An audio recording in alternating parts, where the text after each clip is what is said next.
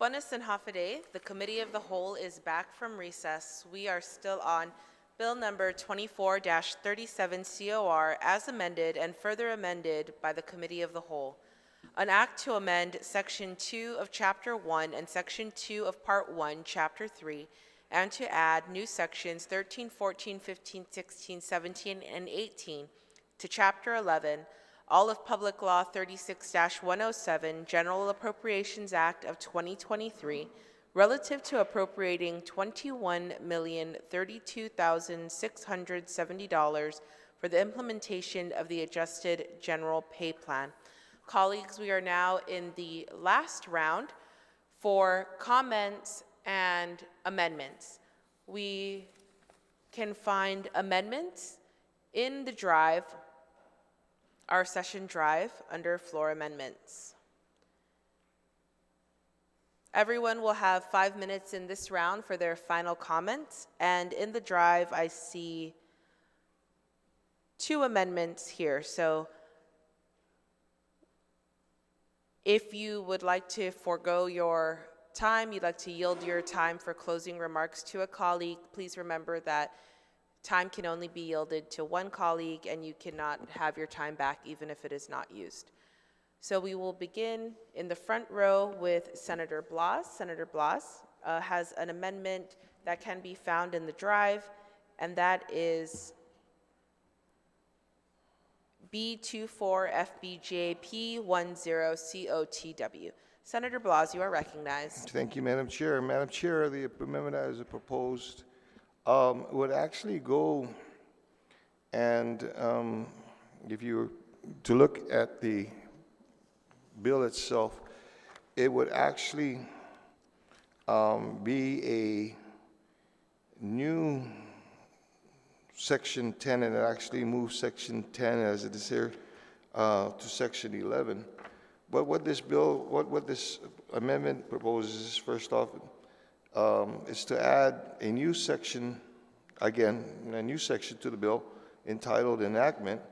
And what this, what it would provide is the implementation of this act shall only occur after Imagahagan Gohan submits to the Legislature written plans to address the payments of, number 1, merit bonuses owed to employees from 2012 to present, 2, annual increments owed to employees, and 3, the financial assistance promised to Guam businesses in the 2023 State of the Island Address.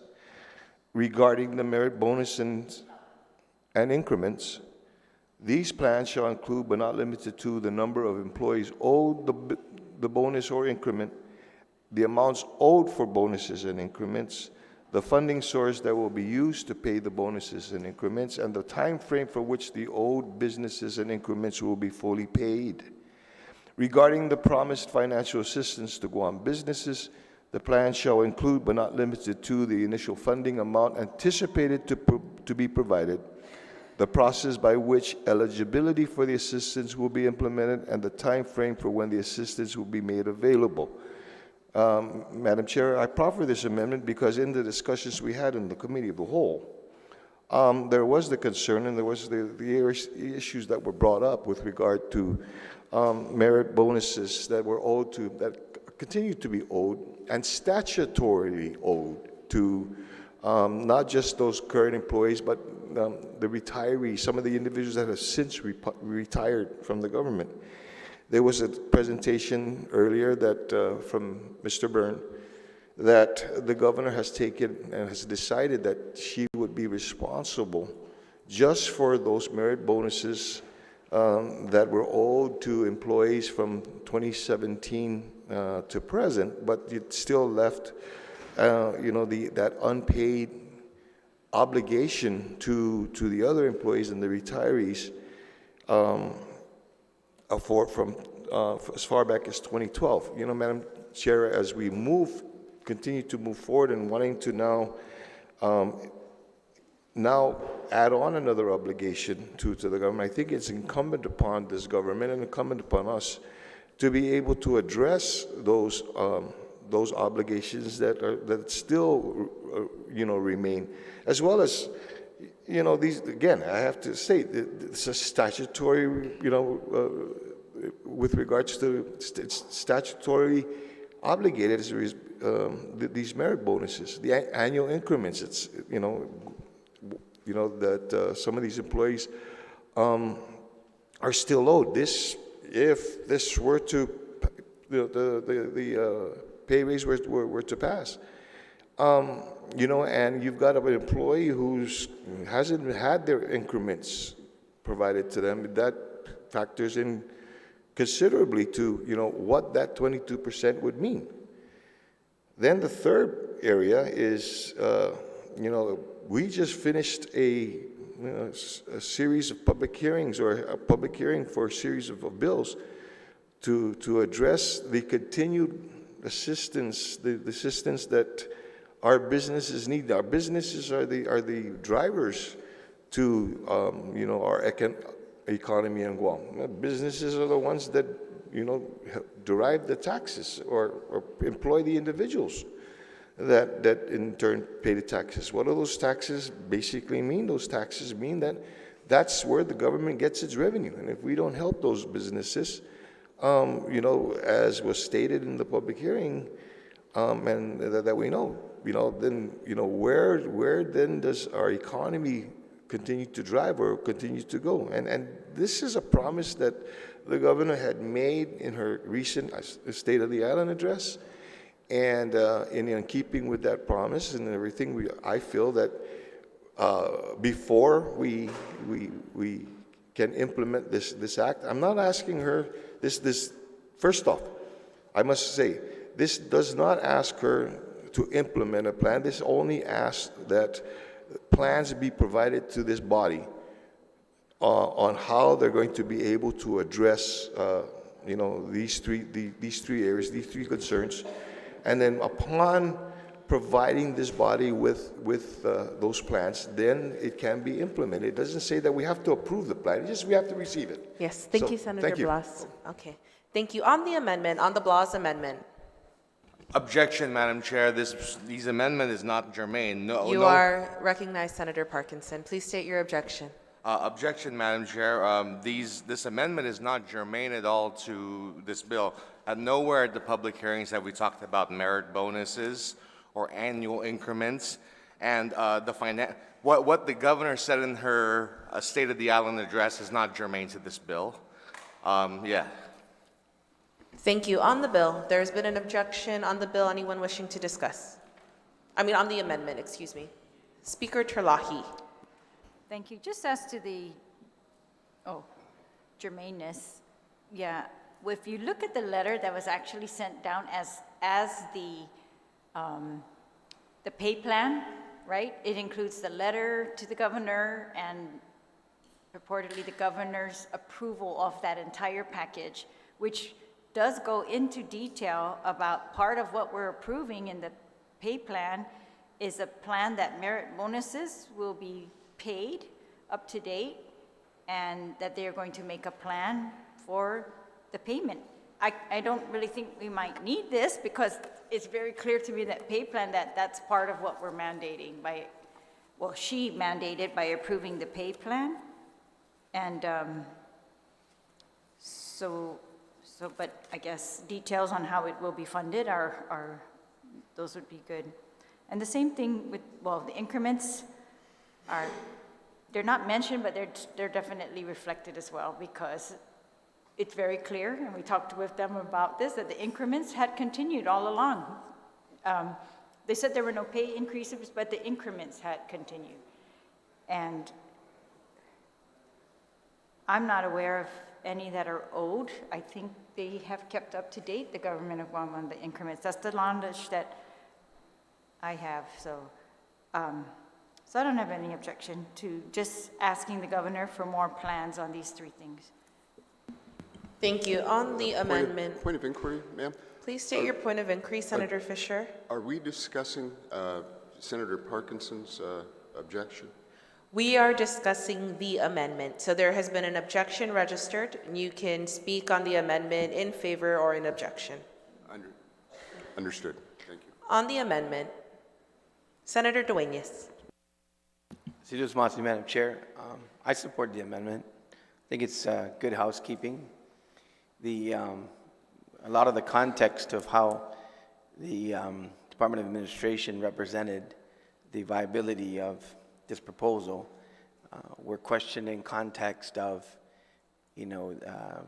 compensation outstanding that's due, which is a liability of this government. It has a direct bearing on the funding and the capability to fund in the totality of what is the budget.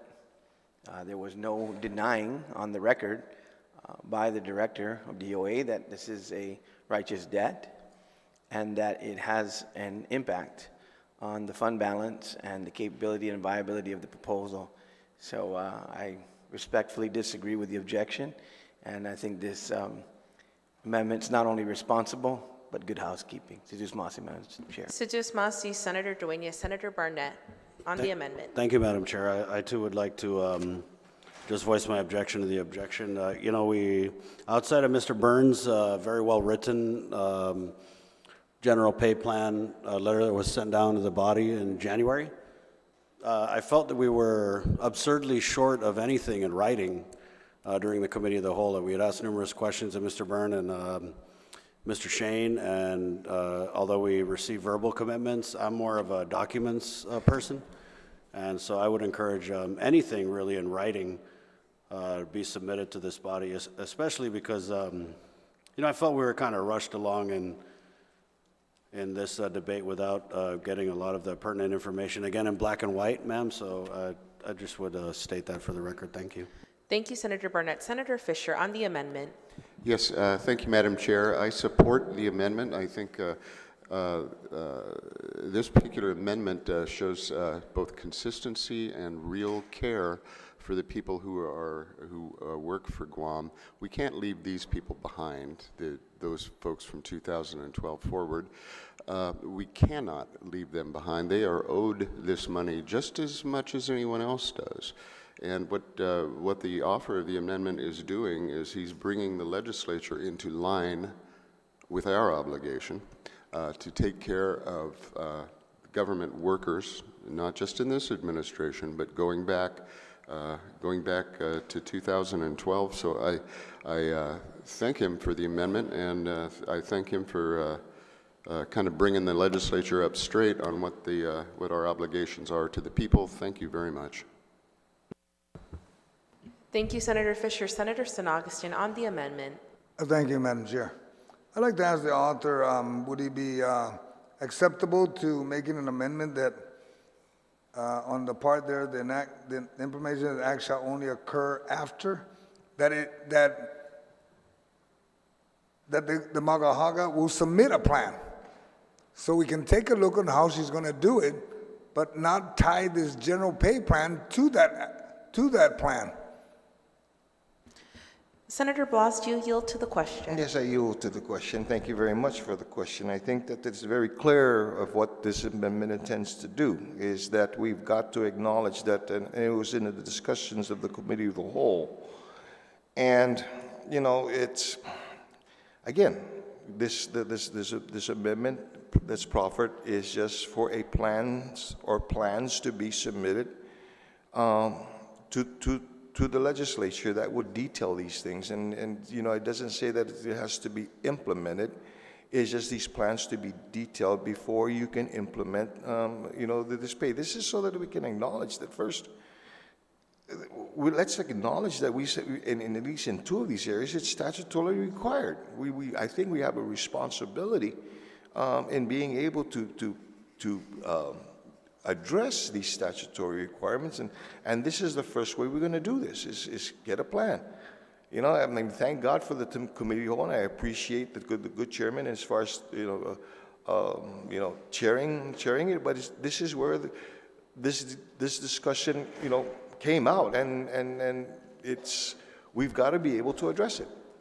And I'm going to hold firm that as this has provided, that it just asks that these plans be submitted prior to the implementation of the pay. It doesn't say it stops it. It doesn't say you can't do it. It just submit the plans to the legislature. It doesn't require for us to have to review it to say, okay, you know, we agree with your plan. Just submit a plan, so that way our people, those people too, who have received or recipients of merit bonuses, you know, and the annual increments, can get some assurance. You know, first off, retirees are not who are owed the merit bonus. How do you think they feel? Wait a minute, you haven't even dealt with my merit bonus, and you want to give pay to other people? What about my merit bonus? Okay, and then we talk about the business community. Okay, and those people, those businesses, those employees, those that work in businesses that our economy relies on, so that you know, taxes can be gained, revenue, and the revenues can be received by this government to operate and receive their pay raises. We got to give them. We'd like to be able to give them assurances too, that the government recognizes their sufferings. That the government recognizes, you know, what they have to go through. Remember, it was in the okay. One of the things in this with regard to the financial assistance to the businesses. We're talking about people who were furloughed. We're talking about people who were laid off. We're talking about people who didn't receive paychecks in the middle of a pandemic. Okay? When the individuals that were going to be providing pay raises in this didn't have those fears, didn't have those concerns. So appreciate the request, or whether or not I'd be able to you know, change up the words. No, I won't. Thank you very much. Madam Chair. Senator Sonogstein, you're still recognized. Also, as I read his amendment, and on the third line, and the 3 financial assistance promised to Guam business, we just finished the bill. We still need to sit down and discuss which bill we're going to put in, or submit to the floor. So to put that in even is premature at this time. And the reason why I bring this up is because I understand where he's coming from, that he wants a plan. It's not for us to approve, but because of the timeline. I'm only concerned about the timeline of the plan versus the implementation of the pay plan, the act. April 1st. Don't even need 2 hands to count how many more days from now, if this bill is passed. That's my concern.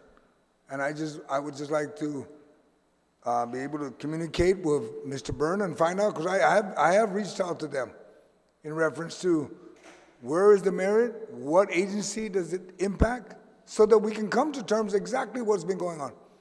Because for 4 years, we have introduced a budget act that my colleagues, my Primo and Frank, supported, that they pay their prior year obligations.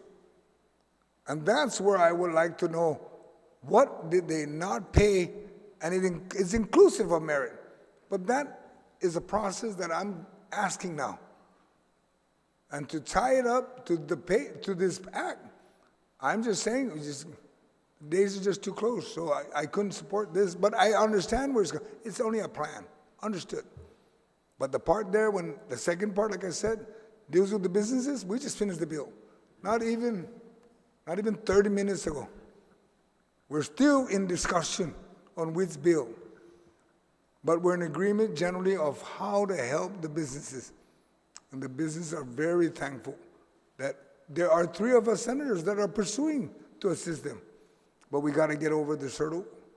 And I just recommend that if he can make the adjustment, otherwise I'd have to just object, because there's 2 parts here I'm not in agreement with. Thank you, Madam Chair. Thank you, Senator Sonogstein. On the Blas amendment, Senator Brown, Senator Lujan. Senator Brown, you're recognized. Well, thank you. I appreciate the courtesy of Senator Lujan.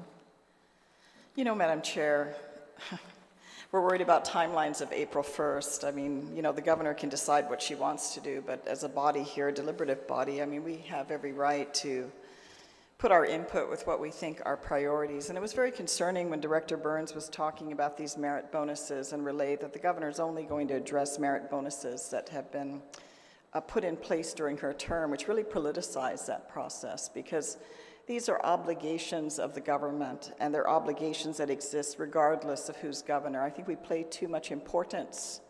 I don't know if it's part of our colonial history that we place so much importance about this governor or that governor, when there are responsibilities that we have in our positions to address the needs of our community. In this particular case, these are obligations that are owed to government employees.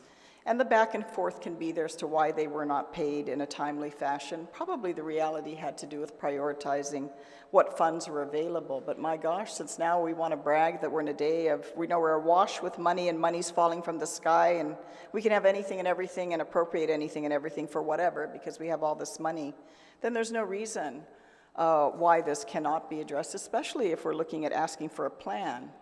I mean, language could be further amended to here to say that essentially you can't pay out a pay raise until the merit bonuses are addressed because they have been so long-standing. I mean, now we're talking about maybe 11 years as they relayed that the last merit bonuses were paid out. And then also, colleagues, we need to remember, even though it seems kind of strange in this hall, that we are only focused singularly on the government of Guam as if our world begins and ends. We kind of forget that the government of Guam is here to serve the public, and the public is far broader than simply the government of Guam itself. Some colleagues may want to cater only to the government of Guam. Some colleagues seem to only want to cater to the governor. Like I said, if you want to work for the administration, skip a step. Go get a job. The starting rate's 90 grand. But for those of us that actually want to serve the public, I think we need to look at the bigger picture and ensuring that it's not just certain employees that benefit from this, but long-term obligations of this government are addressed and not politicized. If there's a plan in place, then by all means, that would be nice to see. Because lately we're seeing so many arbitrary decisions being made without including this legislative branch. I don't know even how some people can go out and campaign to the people of Guam to say, I'm here to serve you, my dear people, but when you get in here, you know, the backdoor deals and discussions is where those decisions get made. They don't get made out in the light of day. And then when we have a responsibility to vote to make sure that these issues are transparent for all the talk, it doesn't happen. We already know the alignments and how they're going to fall around here. Let's not kid ourselves. So by all means, I support this amendment. I thank Senator Blas for putting this forth to make sure that these long-standing issues are addressed. And also, the final section here of this particular amendment to address a plan for the private sector. How simply we forget. How easily we forget because we're sitting here and yes, you're right, the government of Guam did not lose a paycheck. Lately, it's all about the government of Guam. Hail, hail to the government of Guam. There are other realities being faced by many who've had to leave the island. Sad to say, hardworking people that have paid into our tax base here, that literally have had to leave the island or have had to sacrifice or even take on additional jobs just to make it by because their hours have been cut. But I don't hear us, banging the doors to address this issue. I don't see us putting too much effort to be overly concerned. It's like, well, let them eat cake because we've got our own party in here and this is where our priorities are. Sad to say, well, that's for the people, I guess, to decide, There's someone told me, as I mentioned many years ago, who's tried and true and who are experiments. So we'll see what the people of Guam think about the experiments. But I think more seasoned leadership, perhaps here, as what has been exemplified with this particular amendment, should move forward. So I stand wholeheartedly in support of Senator Blas's amendment. Thank you very much, Madam Chair. Thank you, Senator Brown. Senator Lujan. Thank you very much, Madam Chair. Madam Chair, I wholeheartedly support this amendment in its totality. As was previously mentioned, the obligation is a debt and has to be paid. And if a plan hasn't been derived at this point, some of them going back to 2012, that's 11 years ago.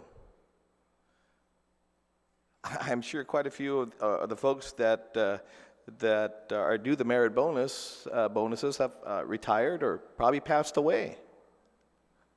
I just got a call today prior to coming to the legislature regarding a merit bonus that this individual was told that she no longer is eligible for the merit bonus that she supposed to receive because she had been transferred to another agency. And I'm saying, if a plan is not derived at this point, you should have. Because if a plan at this point has not been derived on how to pay out these merit bonuses, that means the government had no intention of paying it out. And all these subjects, in regards to merit bonuses and the liabilities, the obligations the government has been brought out in the past few days in regards to this pay plan. So to say that this is non-germane is absolutely absurd, because all these issues were brought up in the different rounds of discussions regarding this pay plan. And again, these folks, a great deal of folks that are deserving or have these merit bonuses coming are either retired or passed on. And so again, I want to thank our caucus leader, Senator Frank Blas Jr., for this amendment. And again, in its totality, it's just the right thing to do. Thank you very much, Madam Chair. Thank you. On the amendment, Senator Siniklis. Hello. Hafiday, Madam Chair, thank you so much. I support the amendment. I think it's a good amendment. I think it's a fair and reasonable request. And I did mention yesterday that I was concerned about making the people with merit bonuses whole. And I think at least with this, we can have a plan. And so I support my colleague, the distinguished gentleman over there, Senator Blas. Thank you. Thank you, Senator Siniklis. On the amendment, Oh, go ahead. I just had a point of inquiry, ma'am. Just Please relative state your to, point of inquiry. Thank you.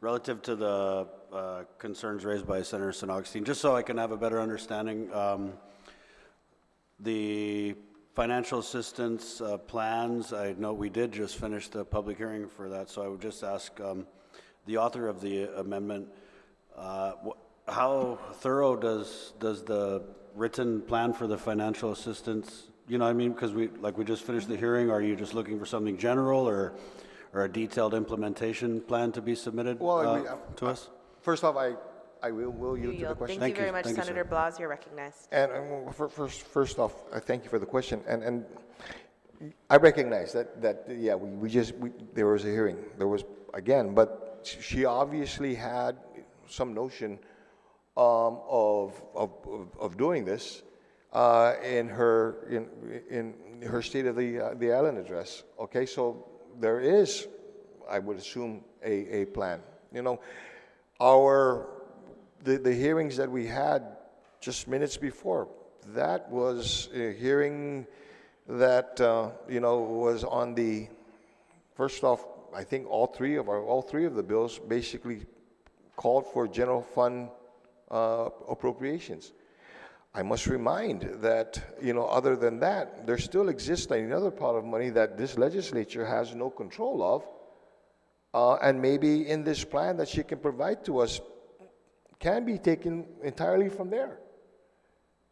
And so if there is a plan that exists, and that you can, I think also too, with the sense of urgency, as a good senator asked the question, and no, this is financial assistance that they've been asking, that they need since yesterday.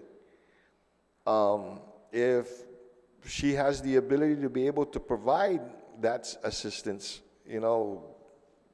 despite or without the general fund funding, and provide it through the other source of funding that's made totally available to her, that would work too.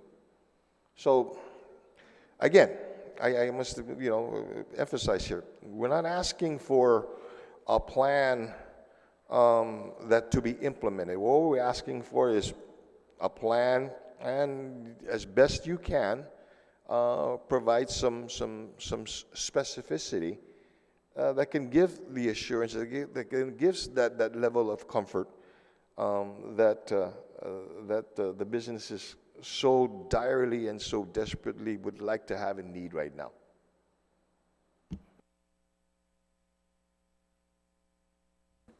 Does that satisfy your Thank question, you. Senator Yes. Barnett? Yes, it does. On the amendment, Senator Parkinson, you spoke on the amendment already. You have a point of inquiry?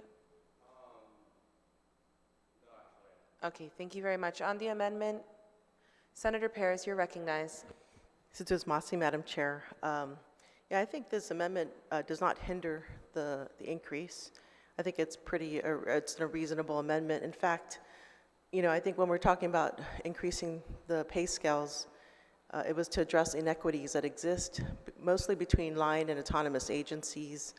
And I think what this does, it also addresses another inequity between public and private sector, especially since, you know, it's been said that, you know, the revenues come from the business community, and I think it makes sense. It's actually, it supports the pay raise because, you know, there's talk about whether it can be sustained. And so we need to look out for all sectors of our community to ensure, you know, sustainability of these raises, but also, you know, more importantly, I think it's, you know, we still are coming in a recovery phase in our economy. It's a critical time in our economy, and it's important that, you know, we provide the assistance to businesses during this time. I mean, we can say that we've recovered, I think, pretty much from the pandemic, but the business is still trying to recover from that, the effects of the pandemic. So, you know, I rise in support of this amendment. Thank you. Thank you. On the Blas amendment, I think everyone has spoken. Would you like to close, Senator Blas? Thank you, Madam Chair, and thank you for the discussion. And I appreciate and the concerns that were brought up. I also most appreciate the support that was also articulated in this amendment. Again, once again, what this amendment simply calls for is before you implement the pay raise, is that you provide the plans on how to be able to address some long-standing issues and some issues with regard to the parity that we should have also for the other sector of our community that we so much rely on to be able to continue to thrive. And that's our businesses.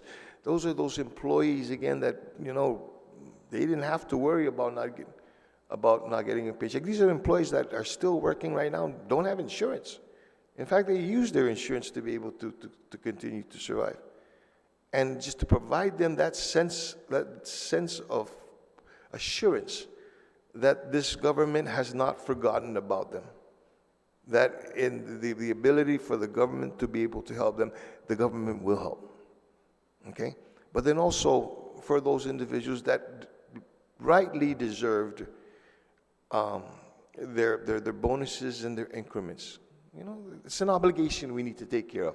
And I think it's wrong for us to be able to just basically set those things aside before we put on another priority. And again, all we're asking for is a plan before it starts. Thank you very much, Madam Chair, and I hope for the support of my colleagues on this. Thank you, Senator Blas. There has been an objection to the amendment. All those in favor, please signify by raising your hand. In favor of the amendment. Amendment carries. Senator Blas, you're still I'm sorry, you did use your time. Thank you. Senator Duenas, comments on the bill. Cedars Mossy, Madam Chair. Just want to thank the entire body for the last several days of discussion and conversation over this issue. Of course, many of us disagreed with the way we were called into session. We're beyond that. We're now going to move amendments going forward and see what the disposition of the bill is. Madam Chair, I have to say that I remain skeptical on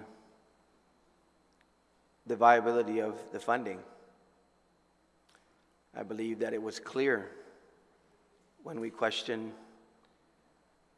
Mr. Byrne, on all of the other outstanding obligations, the $21 million that I pray will get signed into law for long-standing issues at Department of Education to replace the ARP funds that I believe were stolen for pay raises instead of using the general fund. Madam Chair, I also believe that it's unconscionable to think that in the current fiscal year, the Department of Education would have to use $22 million again of its ARP funds to fund utility bills and other operations. So that funding source, I believe, will come into being.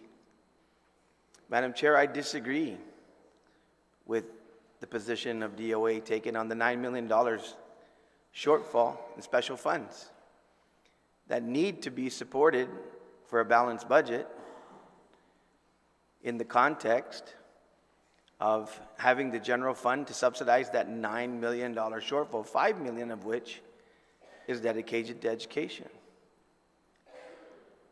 Madam Chair, I also believe and I'm thankful for my good minority leader, Republican caucus leader, for passing an amendment that at least will give some assurances to those who are owed those merit bonuses, $6 million and counting, that is due to them on the basis of this reporting requirement. And we have something that we can at least show them in black and white. But that's a righteous obligation of the government, Madam Chair, in a balanced budget.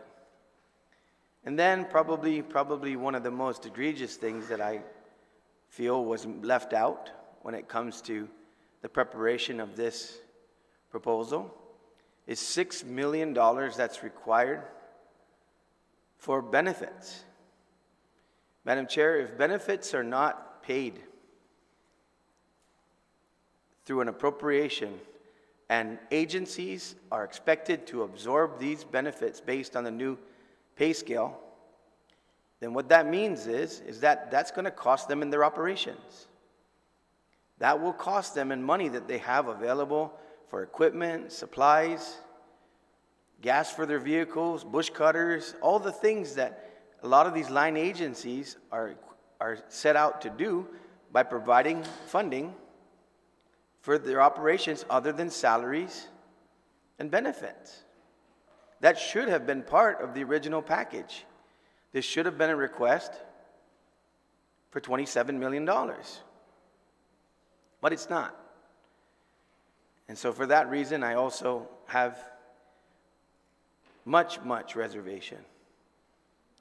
So Madam Speaker, Madam Chair, I continue to be skeptical, and I think that had we done this, had we debated this in the budget proposal as it should be, in just a few short months from now, we would have had a much clearer picture on what the priorities of our government are. I do not stand in opposition to pay raises. What I stand in opposition to is putting those before the priorities of our government and not in context of the harmonization of the budget and the available resources. Madam Chair, there could have even been an opportunity in the budget to scale it out over a few fiscal years, but no, it has to be now. And so, for that reason, I have some serious concerns, and thank you for allowing me to close with my remarks on this bill where I believe the funding source is unviable. Jesus Masi, Madam Chair. Thank you, Senator Dueñas. Senator Parkinson, final comments on the bill. Thank you, Madam Chair.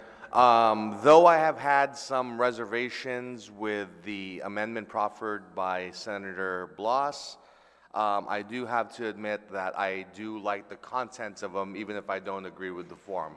I think it's commendable that this body has committed itself to paying back these merit bonuses that have not been paid since 2012, and I think that it's commendable that this body has committed itself to making sure these increments are up to date. So You know, I didn't think that this amendment was a good spot to be here, but I am very pleased by the content of the show that this adjustment on the GPP will not be the last. We're going to look at merit bonuses. We're going to look at pay adjustments. And I thank this body for supporting in that endeavor, because I do believe every government worker should be getting paid what they're worth if we want to maintain a strong core of services here on the island. With that, ma'am, I yield the rest of my time.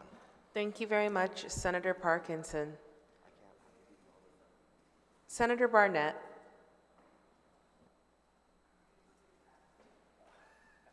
Thank you, Madam Chair. This has been quite a process, you know, from the build-up, the political build-up, to the narrative that was put out there about these 22% general pay plan raises.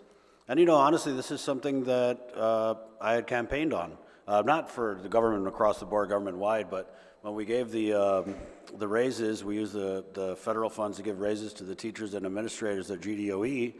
We left behind all of the school support staff. And, you know, oftentimes you could have a school aide who, you know, is doing the job of a teacher, who is doing the job of a cafeteria worker, who's doing the job of a one-to-one aide. And I felt like we had left these people behind, you know, to include the bus drivers. And so, and going around, not even campaigning, just being in the media, being around, being malfunction for, you know, over 20 years, run into people, hardworking people in the government of Guam who are in the general pay plan. And I just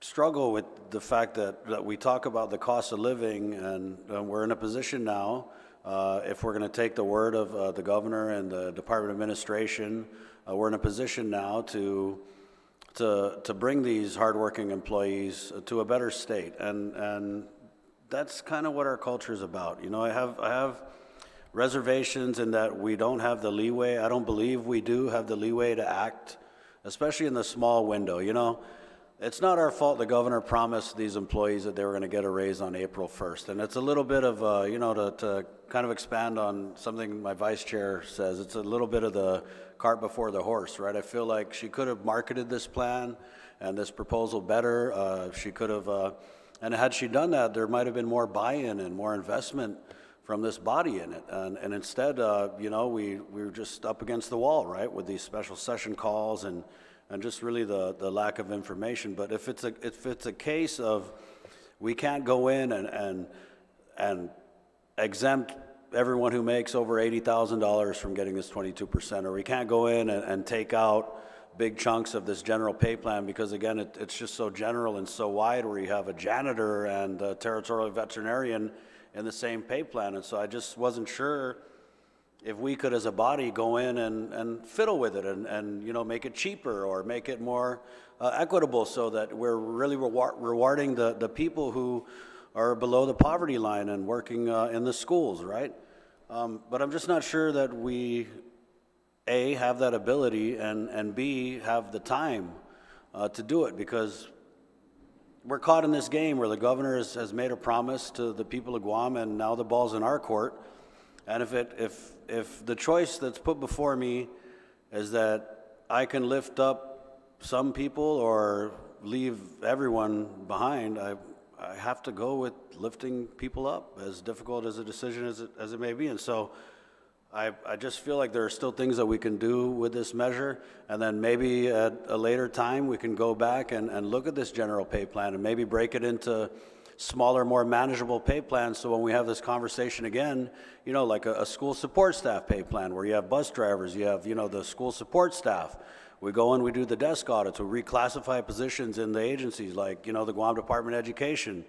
You know, instead of having a clerk typist 3 who's also a one-to-one aide, who's also a cafeteria worker, who's also a school aide, you know, we classify them as an education aide or an education typist, and then we can have more ability to go in and create little sub-plans under the general pay plan and allow us the flexibility that you know, it's in our authority to go in and kind of dictate who deserves to get what. Because again, and I don't want to single out the pharmacists, but I just think that on the higher end of the scale, Yes, on the higher end of the scale, if we're looking at people who are already being paid near the national average, then I'm not sure that, it's really an emergency to address those. But I do have a couple amendments, ma'am, that are in the drive that I would like to proffer.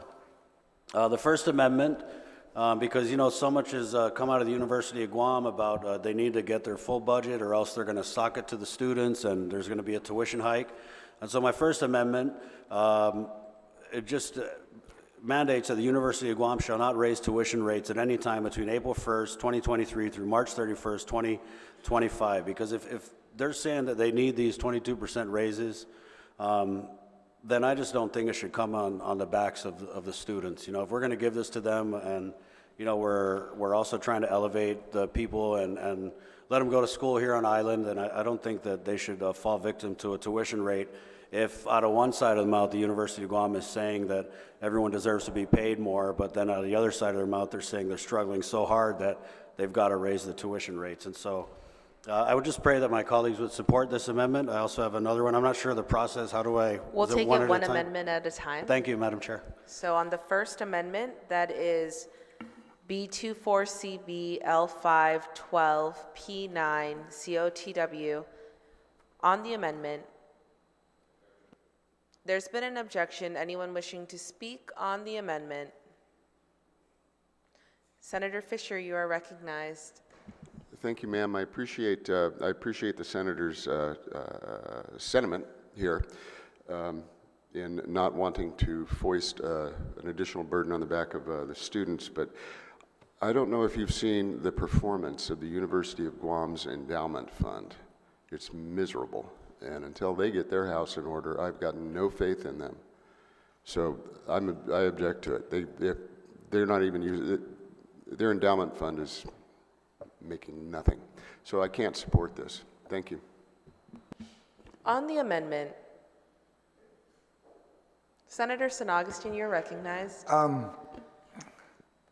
I kind of like support it, but not support it.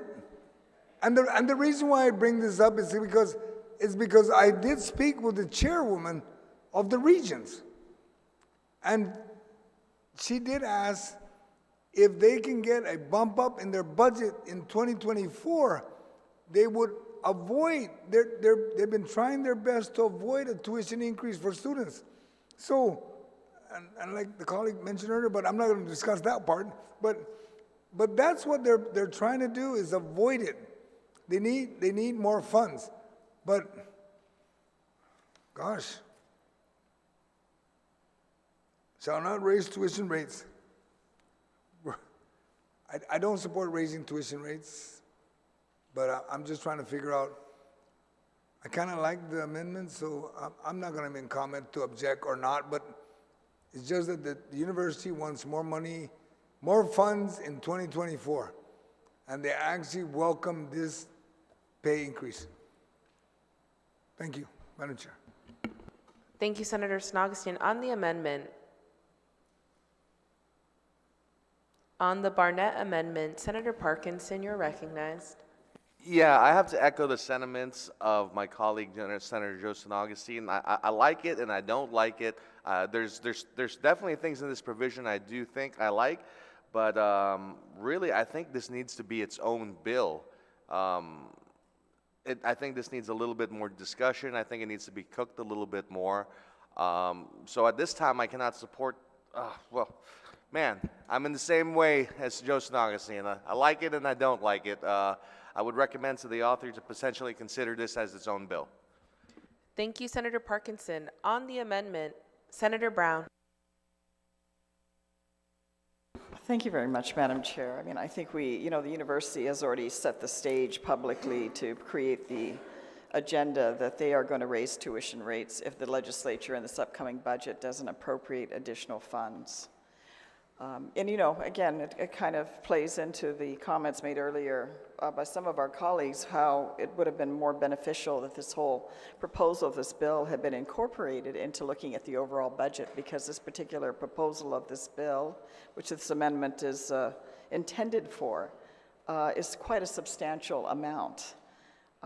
In this particular case, I guess if this money is appropriated, the university's 1.1 million on top of the expectation that in a few months, the legislature will have even more money available to appropriate for their operations, hence the threat of continued increases. I hope the university also is ready to and prepared to justify the need for their funds, because they're going to be competing among the rest of the government of Guam, who also, I'm sure, will have significant needs as well.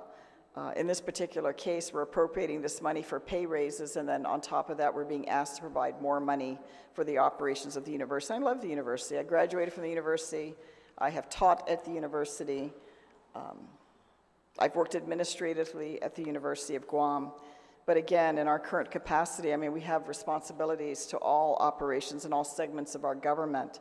And I hope other aspects, particularly our students, don't end up shortchanged because there's an impression. And the university, you know, unlike the previous speaker, the amounts that they're asking are quite substantial. You know, it's not a slight little bump. You know, it's probably the whole road at this point. And I'm sure as we will ask them, as we'll ask other government agencies to properly justify the need for additional funds, because I'm a little concerned about the amounts that are being asked, and I'm wondering why at this juncture that large amount is being asked, and why administratively these issues aren't addressed, so that we don't end up in these circumstances time and time again with threats to our students of raising tuition. So thank you very much, Madam Chair, for the opportunity to comment on this amendment. Thank you, Senator Brown. On the amendment, Senator Duenas, followed by Speaker Terlahi. I'll just be real short, Madam Chair. I think this is a responsible amendment. I do share the issues of, you know, the complexities and what may be going on at the university. We're going to debate their budget, and I believe that they will have merit to, you know, a portion of the proposal that they've put before us.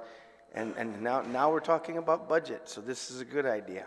But I understand the concerns, but I think that in every move that we make, because in this economy right now, you know, with our children, young people that are struggling to go to college, you know, and even though it's very affordable, and I know they have accreditation issues, I'm going to meet with some of the Board of Regents. They've asked me to have lunch with them, and I'm going to discuss this. We're going to discuss their budget and see what we need in the context of everything. But I just think at every step right now, this legislature has to support the young people who are trying to get their education, and mandate that in any event that we can support the University of Guam to stave off of tuition increases, we must do that in this crazy economy where young people that are going to college right now, I mean, they're really doing it at a great deal of sacrifice. So that is the main reason I support this, amongst and aside from the concerns expressed by my good colleague.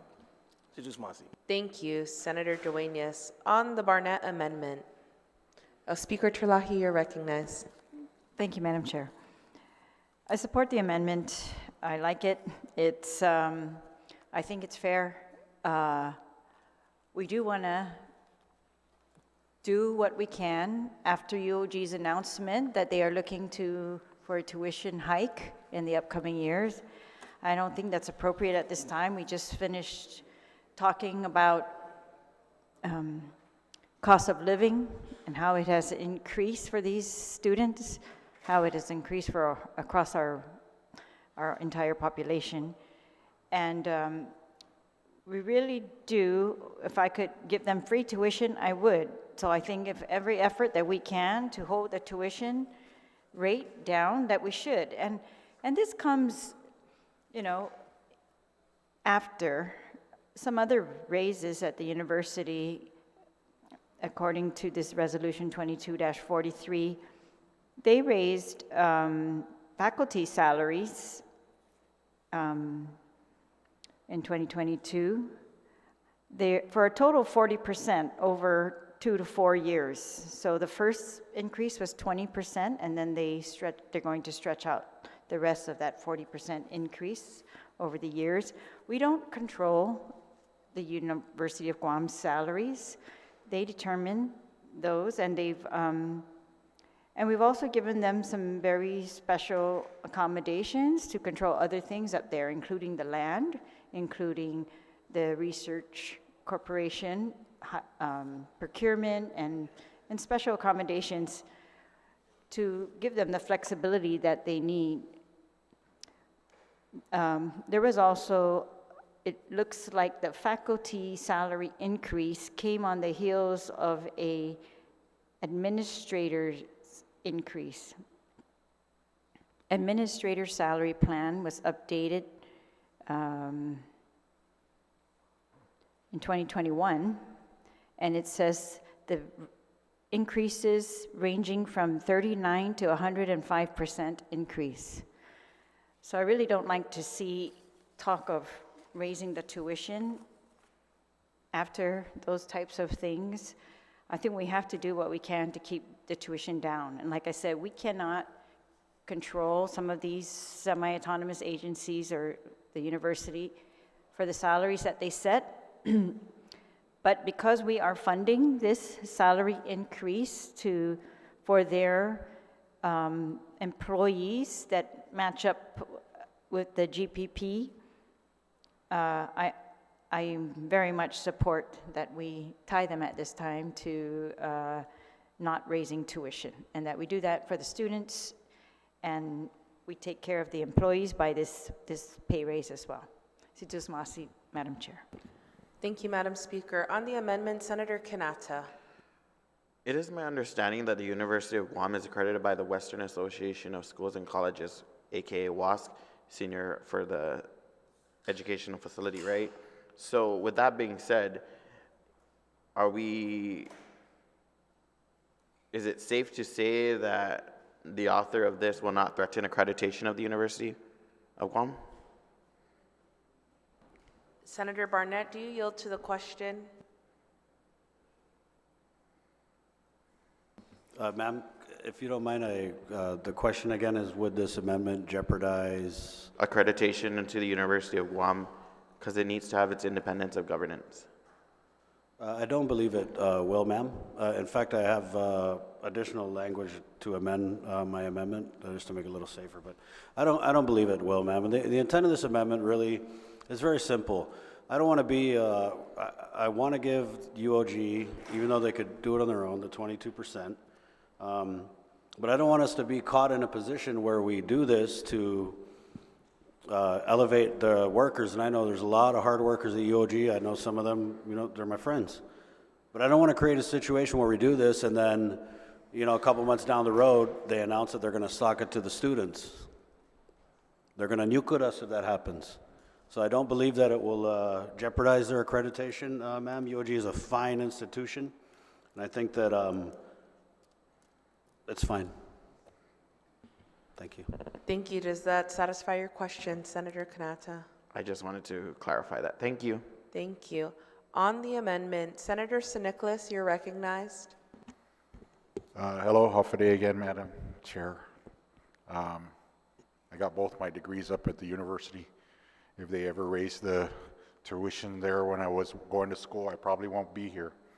I think this is a fair request and a fair amendment proffered by Senator Barnett, and I support it. Thank you. Thank you, Senator Nicholas. On the amendment, Senator Perez.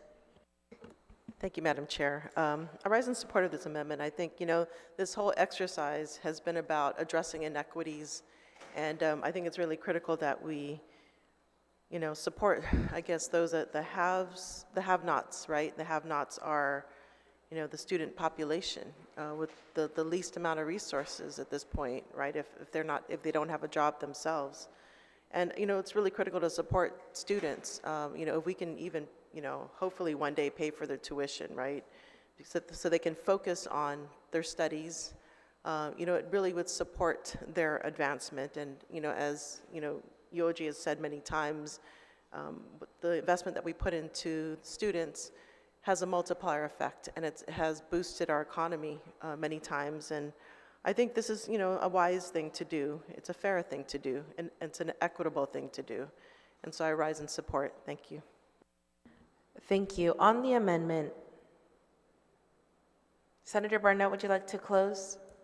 Yes, ma'am. I'm not sure how to do this procedurally. It's my first time. But if I wanted to amend the language in my amendment, which I believe it's already in the drive, Okay, so go ahead, speak on the amendment to your amendment.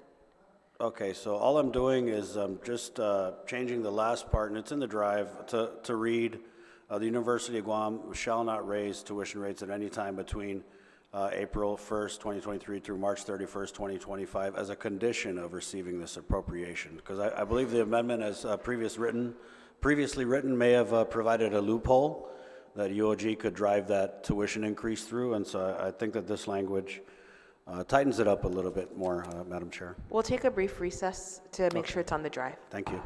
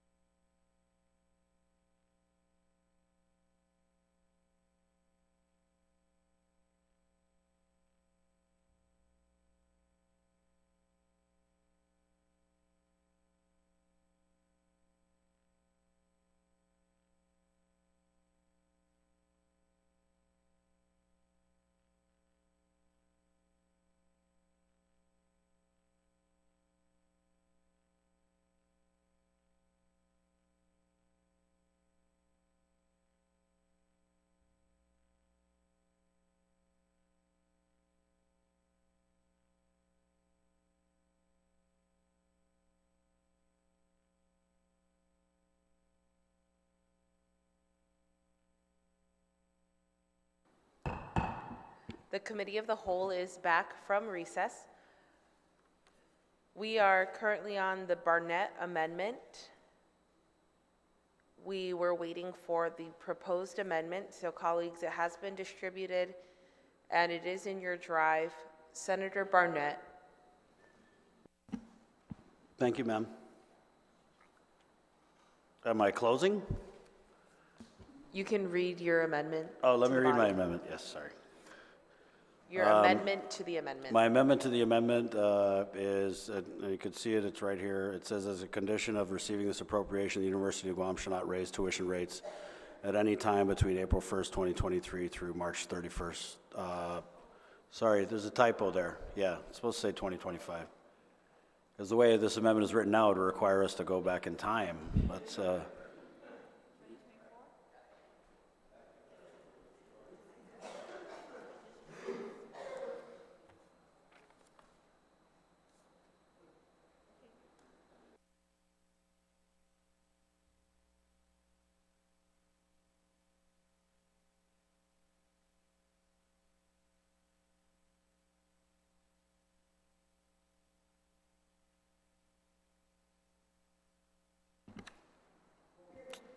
sorry, sir, there was a typo.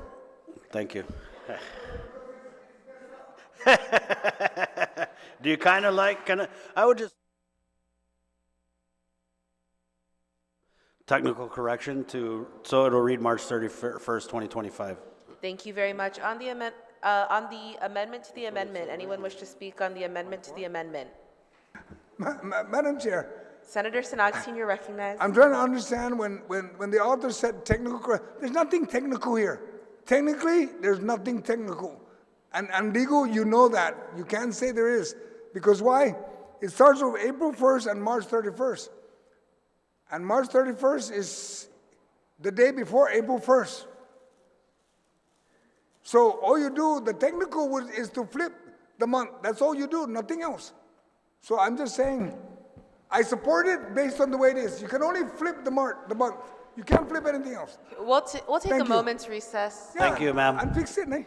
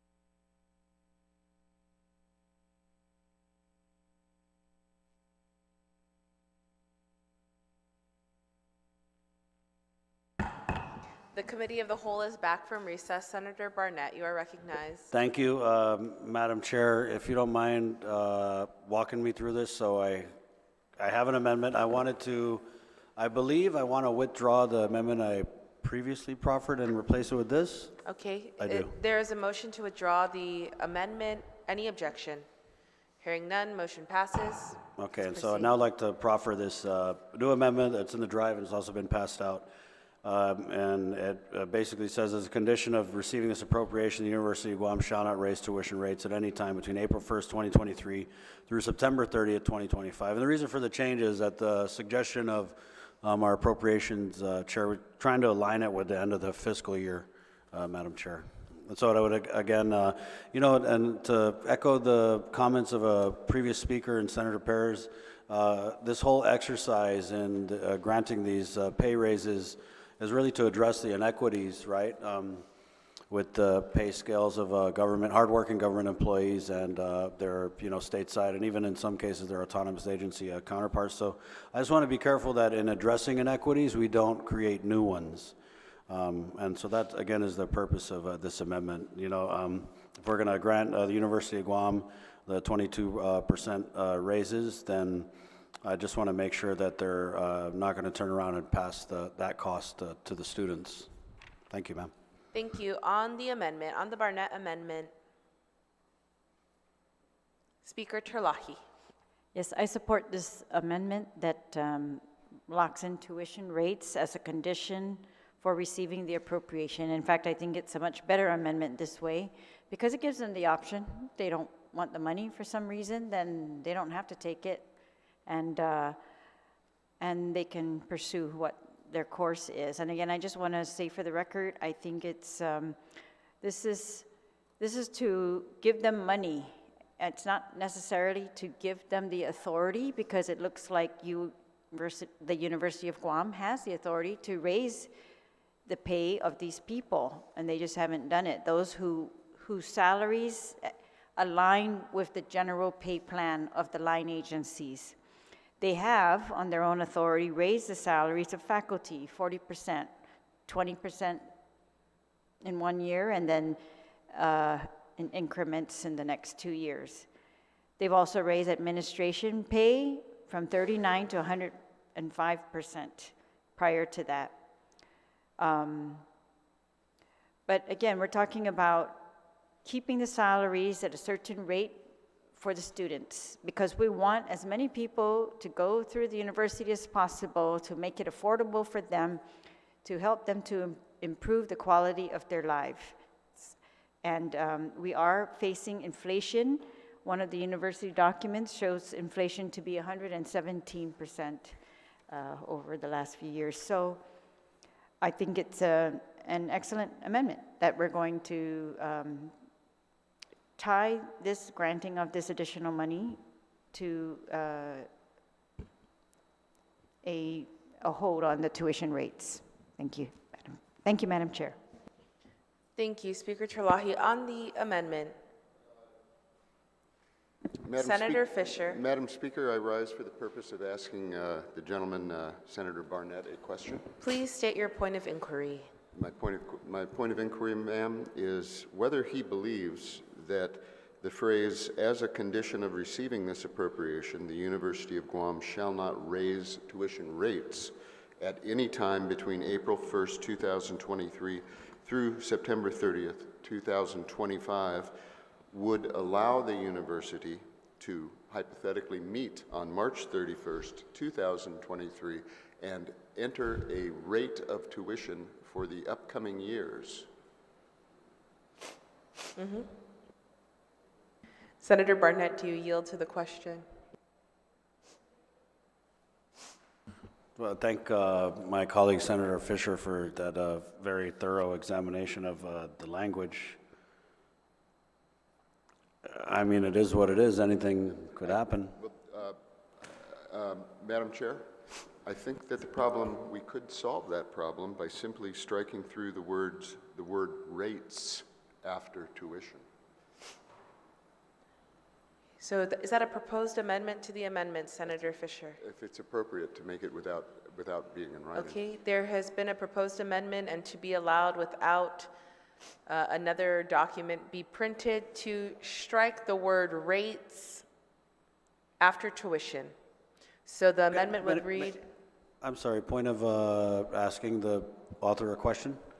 okay. If you could just explain, sir, your logic and how you think that striking through the word rates would prevent the University of Guam from, I mean, that would be sneaky if they did that, but how do you feel that doing that would prevent them from raising tuition, tomorrow? Yeah, because a rate is, may I answer, ma'am? Yes, Senator Fisher, you're recognized, but please get closer to the mic. Yes, thank you, ma'am. A rate is not necessarily the amount that is paid, but is the amount that is asked for.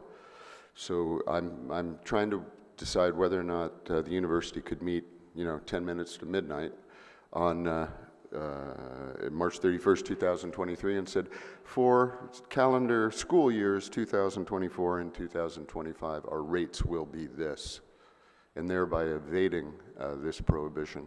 I think that could be avoided if we strike the word rates, and it would read, as a condition of receiving this appropriation, the University of Guam shall not raise tuition. How about this? Tuition for any school year between school years. I'll wait for the author to.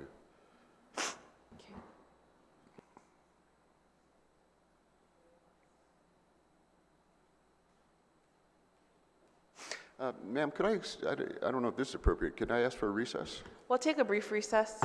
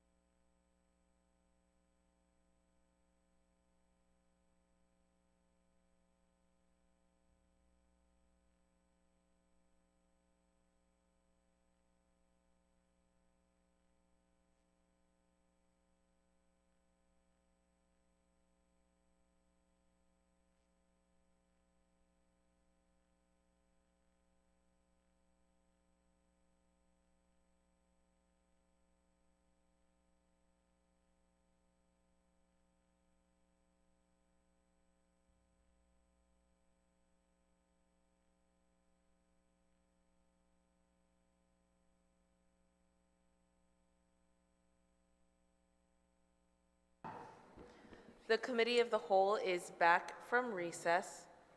Senator Barnett. Thank you, ma'am. And I also would like to thank my good colleague from EPEN, Senator Fisher, for his suggestion, and I'm amending my amendment again. There's amendment to the amendment to the, I think I made a joke about this. It's amendment to the amendment to the amendment. And it now reads, as a condition of receiving this appropriation, the University of Guam shall not raise tuition for any semester prior to September 30th, 2025, ma'am. On the amendment to the amendment, are there any objections? Hearing none, amendment to the amendment passes. Because the fiscal year.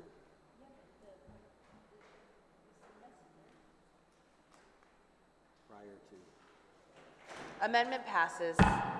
Thank you. We are now on the amendment as amended. Anyone wishing to speak on the amendment as amended? Are there any objections? Hearing none, amendment carries. Senator Barnett, you still have one more amendment. Sorry. Yes, ma'am, I have another amendment, but I think we're just finalizing it. It's done? Okay.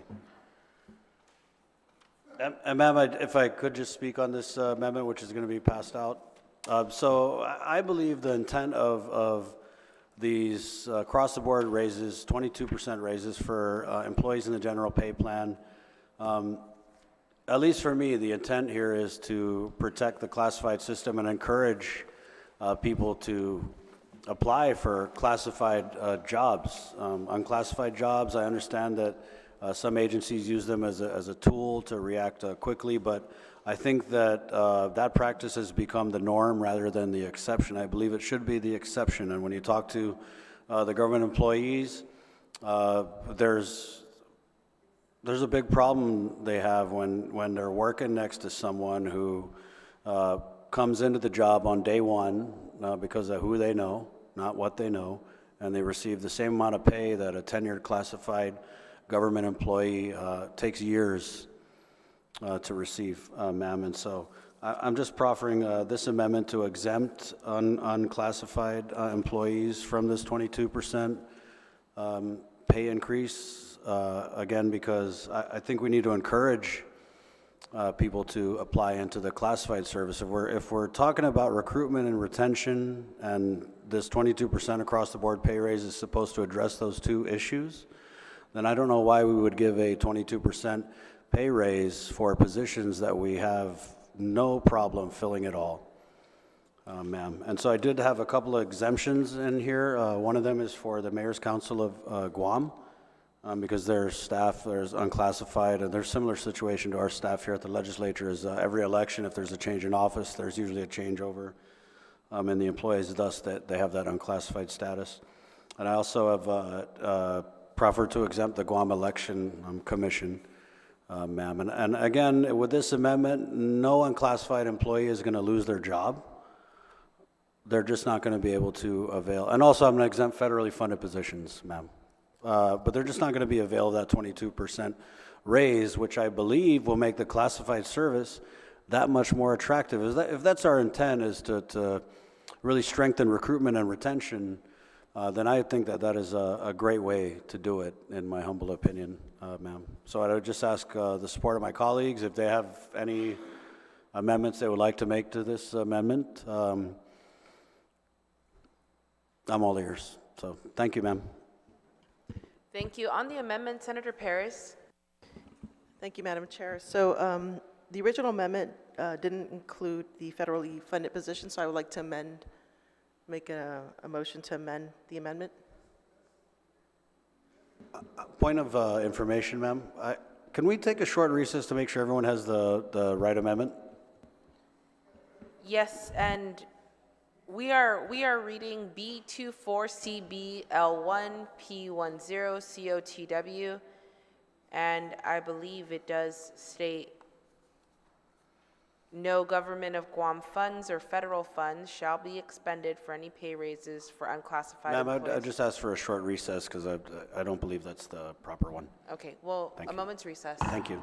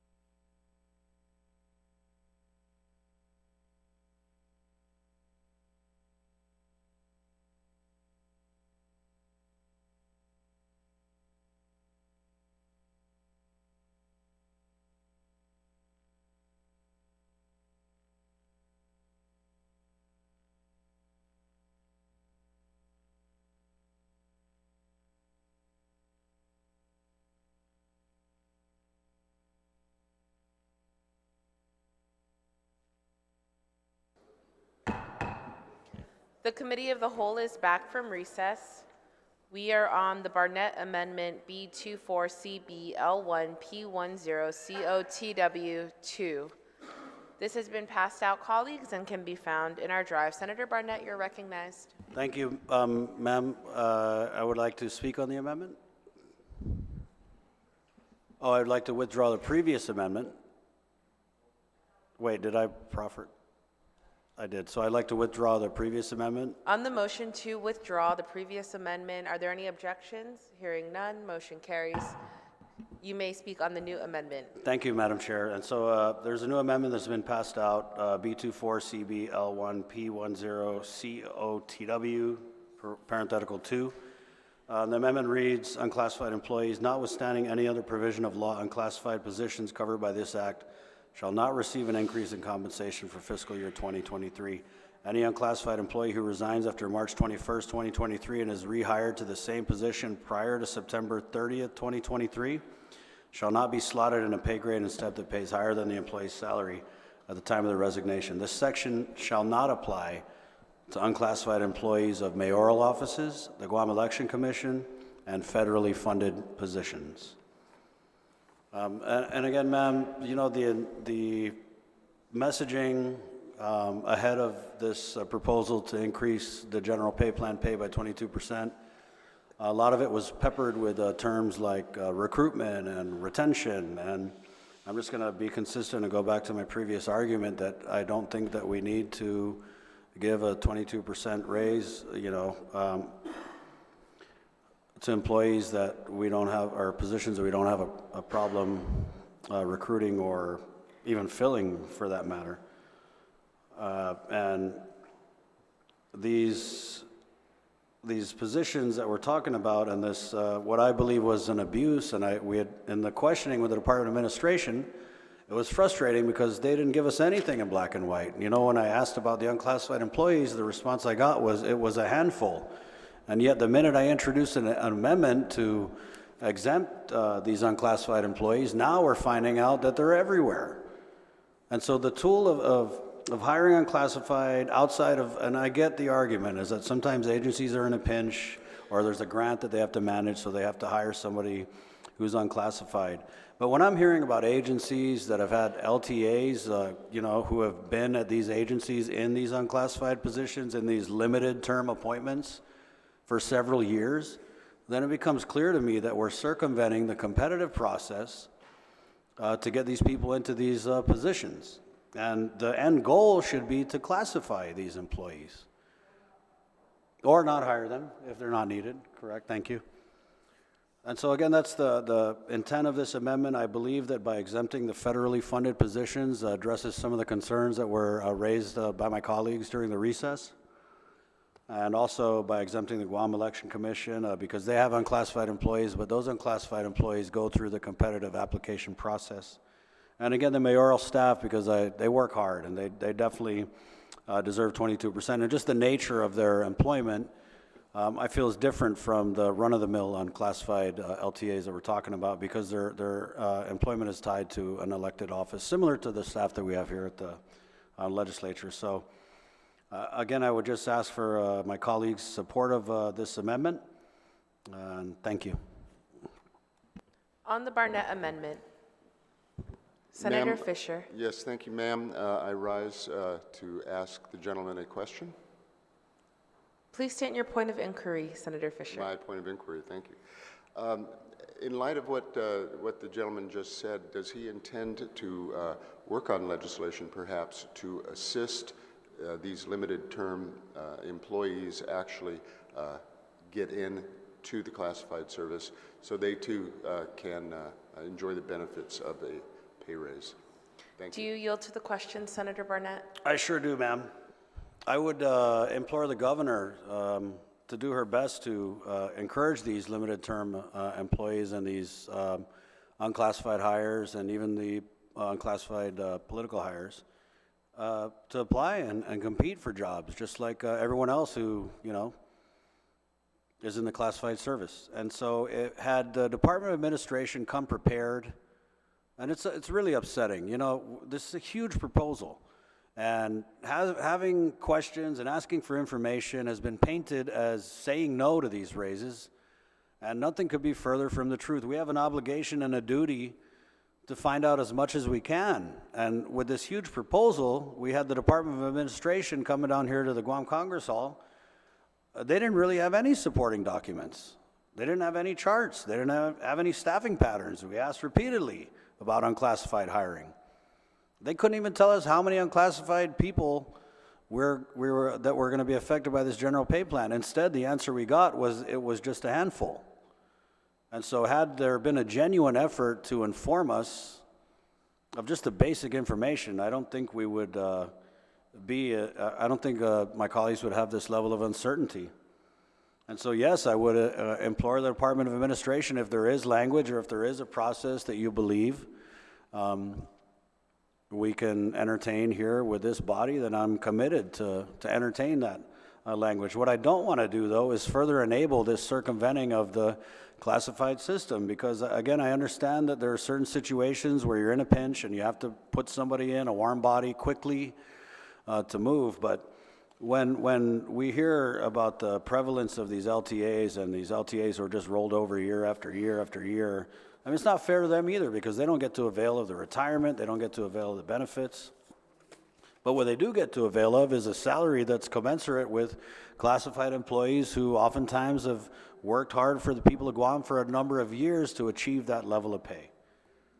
Thank you. I hope that answers the gentleman from EPEN's question, ma'am. Does that satisfy your question? Yes, Madam Chair, thank you, and I would thank the gentleman as well. Thank you, Senator Fisher. On the Barnett amendment, Senator Brown, followed by Senator Parkinson. Senator Brown. Thank you very much, Madam Chair. I just wanted to inquire of the sponsor of this amendment, because I see the amendment now includes federally funded positions. I mean, do we have any idea? I mean, he mentioned about the issue that we really didn't have a lot of information from the administration with regards to these positions. So do we have any idea? You know, because these are very general comments that are being made on positions that we do recognize are hired as an alternative of going through the classified system with really without any real competition, in spite of the presentation that was tried. You know, the administration representatives here tried to make to give us some logic to this. But what are we talking about? How many federally funded positions are we talking about? And what exactly are they doing that, is it temporary positions that they're assigned to? What is this all here that we're adding on to this amendment? Senator Barnett, do you yield to the question? I'm sorry, ma'am. Was there a question? Can you restate it, please? How many federal employees, federally funded positions are we talking about? I'm not quite sure, ma'am, because again, when we made the ask with the Department of Administration, the information wasn't readily available. Well, I guess once again, I just want to speak on this. I mean, I don't have a major objection to the overall amendment, but again, it brings to light, here we are at this hour on a Friday evening, while some are rushing to try to deliver this bill in a nice fancy bow to the administration. We are once again acting and making decisions without information.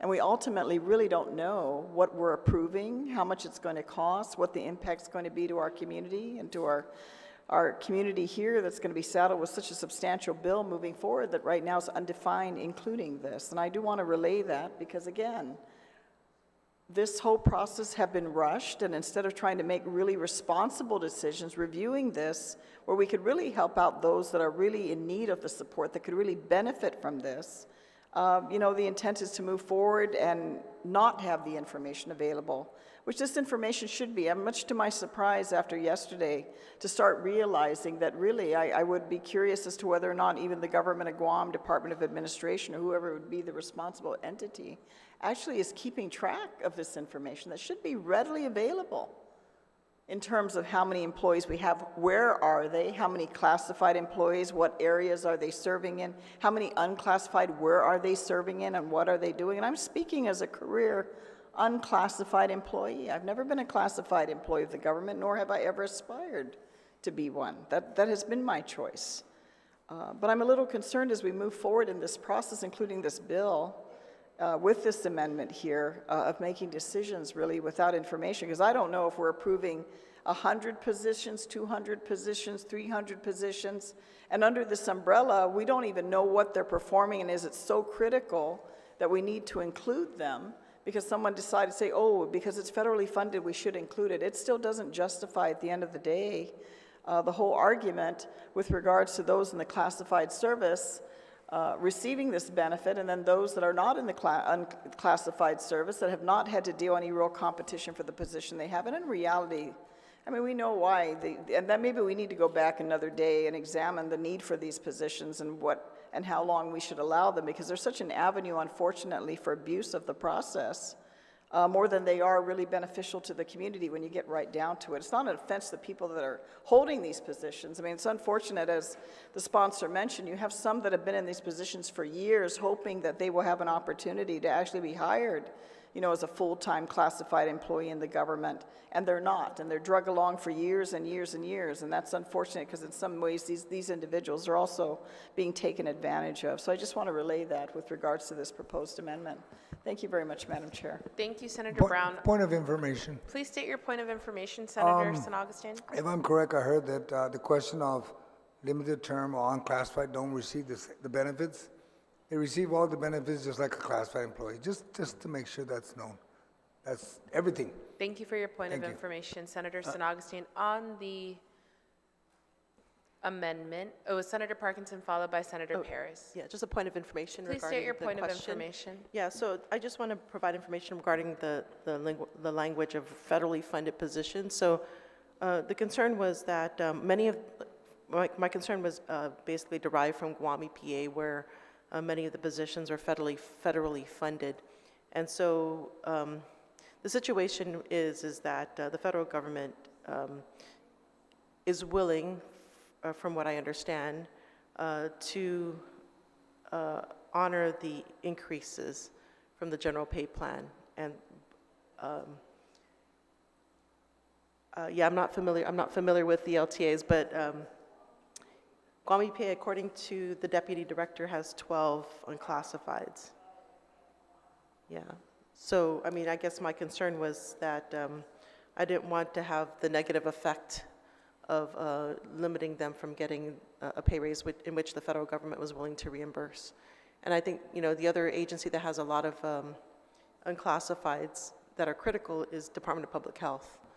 So I didn't want it to have unintended consequences if the federal government was already willing to reimburse them. Thank you, Senator Perez, for your point of information. On the Barnett amendment, Senator Parkinson. Thank you, Madam Chair. Thank you. I just wanted to speak out about this amendment because I understand the sponsor's hesitancy in seeing this pay raise go to what are perceived as political hires.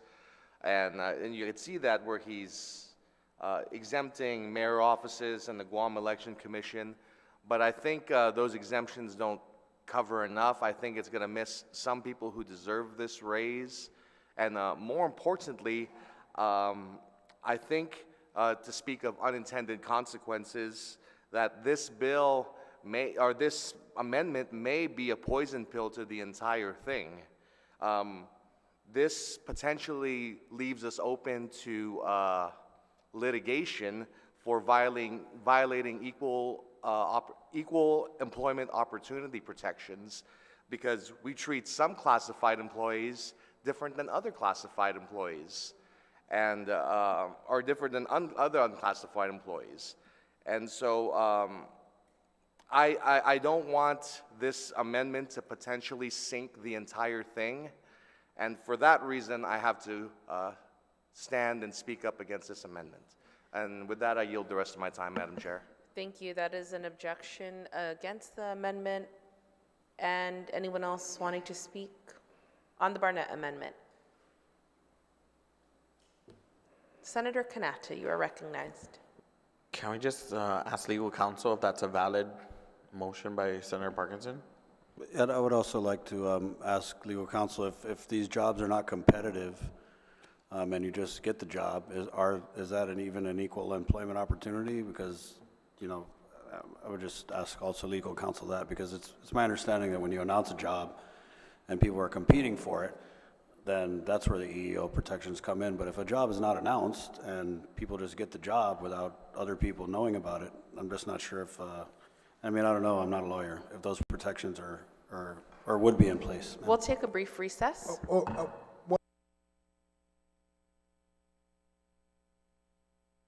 Senator San Augustine, Thank you, we're Madam back Chair. from recess. Senator San Augustine, Just- please just- state your point of information. It's just small, because I was in the classified at revenue and tax, and there are folks that were LTA and unclassified. When the positions are open and they're filled by folks that are qualified, the person that was in LTA in those positions were released. They weren't employed there no more. That I know for a fact, because I was dealing with that in the compliance branch, and the process was going through, and I said, sorry, go and apply name for the next position, and that's how it was working. Thank you. Thank you. We are in recess to answer questions from the legal counsel.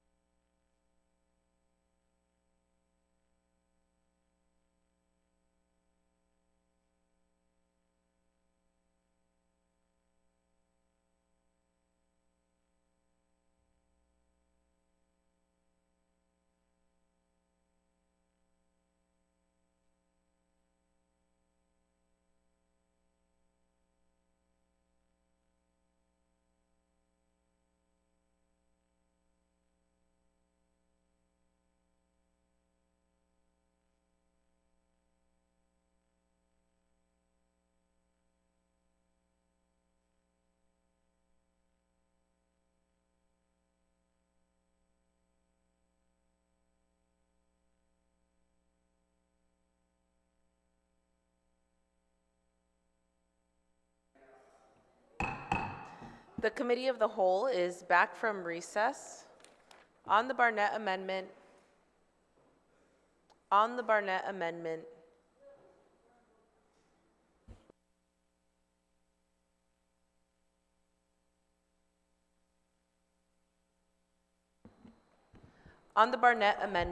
Ma'am, just a point of information, we did speak with legal, and the thinking was that there's no discrimination, ma'am.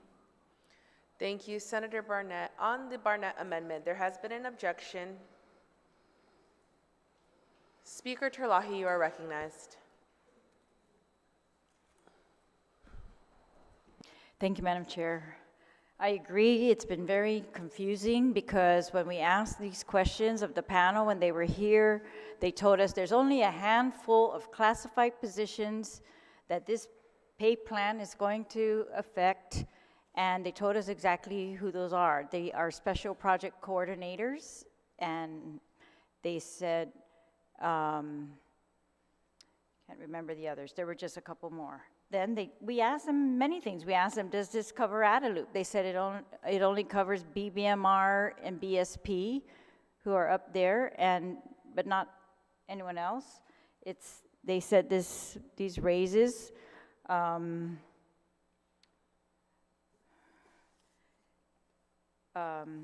know, when I talked about the disparity between giving a raise to someone who was not hired competitively with those who are hired competitively, I guess that's the issue that this amendment's trying to go for.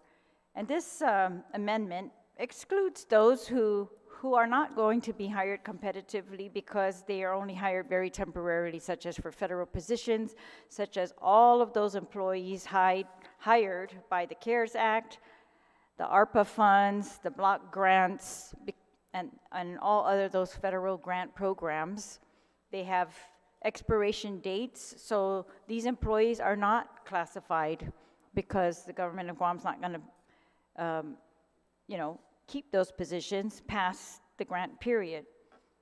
So the good thing about the amendment is that it exempts all federally funded positions, meaning if the federal grant allows them to get their raise, they will get their raise. But this amendment does not affect them at all. Who it affects, it looks to me, you know, it's just a disparity between, does it affect the handful of people that they told us, or does it affect the other people who are calling and sending messages saying they are part of the 1,000, I was told there's 1,000 federal LTA positions in the government of Guam, and that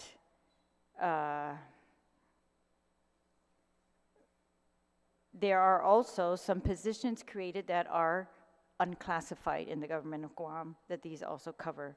So I was just looking at, you know, Title IV, the statute, which lists who are supposed to be our unclassified positions in the government of Guam. The unclassified service shall include elective officials, judges, Superior Court Marshal, Chief Clerk, Chief Probation Officer, and Court Administrator, heads of agencies, one secretary for each such officer, the first assistant by whatever title denominated to the heads of agencies, persons employed on a temporary basis. I think this is actually the big loophole that we can't get the good detailed information about. The rest of the list is members of boards and commissions, executive director of the Commissioners Council, offices and employment in the executive branch whose appointment are required to be confirmed by the Guam Legislature, all offices and employment made by law to be at the pleasure of any board, commission, or officer, all legislative employees, members of the Guam Gaming Commission, physician and healthcare administrators employed at the Guam Memorial Hospital, and positions in the Department of Military Affairs, including the Executive Secretary and Executive Services Coordinator, with the exception of civilian, non-uniformed positions. Employees of the Office of Governor and Lieutenant Governor, including off-island offices and Government House. Property Management Officer at the Department of Corrections. persons employed on a seasonal basis, not more than one special assistant each to the AG and the public auditor, UOG student employees. And then it says the classified service shall include all other positions in the government of Guam. So I think there's only two categories here that, you know, we don't have the list for that we asked. Those are the persons employed on a seasonal basis. That might be when they need increased tax collectors or tax processors. And the persons employed on a temporary basis. And I think that's what, you know, this amendment's trying to target, is those who maybe are just, we've heard of these, some of them have been in these types of temporary bases for 2 years. Is that still temporary? And why aren't they being, you know, made to meet the classified position qualifications or just move into the classified service? So we don't know the answers. That's really the bottom line for me right here is I would like to honor the merit system and honor those employees who have had to compete and honor that they are the ones who are trying to give salary increases to get to the whole point of this whole project is for recruitment and retention. We want to recruit and retain classified employees, those who compete. And so, I mean, I support the amendment. The problem is I am just very uncomfortable with the amount of information that we have been given. But I do want to say something because there's some stuff going around like, oh, this is going to affect employees at the courts and employees at some of these other agencies that were added on in the bill after, you know, in addition to line agencies. But that was the whole point of some of the points that we raised during our discussion is that the judiciary controls its salaries. So they've already given pay raises to all of their employees before the government of Guam and this pay plan affected any salaries. And they can, there's nothing to prevent them from continuing to do that. Thank you, Speaker. After Your time this up. is passed. So I don't think that, you know, all we're doing in this bill is the appropriation part. We're not affecting anybody's authority to give raises or not give raises. We are funding the governor's mandate of raises according to the plan that she has approved. Thank you, Speaker. Thank you. On the Barnett amendment, Senator Blas, Minority Leader Blas. Thank you, Madam Chair. You know, Madam Chair, what I can appreciate about this whole conversation is that this bill isn't ready to go. There are a number of different questions that need to be asked and answered given the appropriate time and the appropriate resources and the you know, documentation. Not to say also that I remember distinctly that when the question was asked as to how many people are on as far as the unclassified, the response was only a handful. But now apparently there's some, I guess, clarification. When he said only a handful, they only talked about the positions. No. The question was very succinct. The question was very direct. How many employees are there? And right now the concern here lies in this, okay, who are these employees and what functions do they have? I recognize and I understand, you know, the author of the amendment of what the intent is, and I truly believe in that too. But more importantly is not just in the discussion of this amendment, but other amendments and even the discussions outside of the amendments.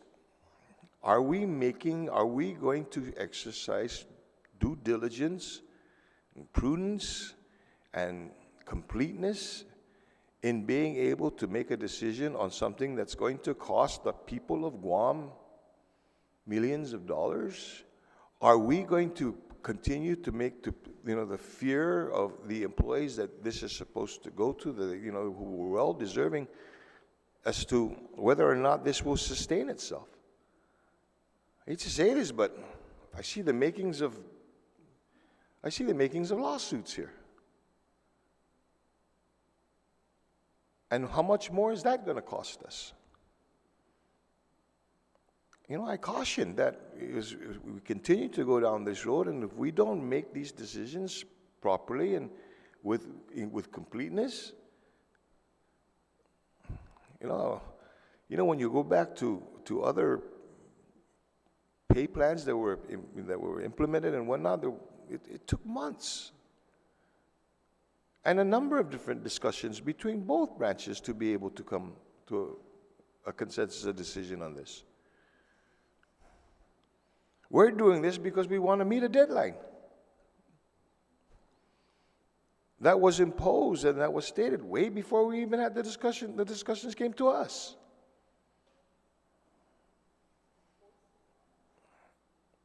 Forced upon us. And I, for one, Madam Chair, I'm not going to make a decision based on somebody who wants to force it. I want to make a decision that's right, that's just, that's fair, that's equitable, that's fiscally responsible. I don't think that the people of Guam should expect anything less than that. Thank you for the time, Madam Chair. Thank you, Senator Blas, Minority Leader. On the Barnett Amendment,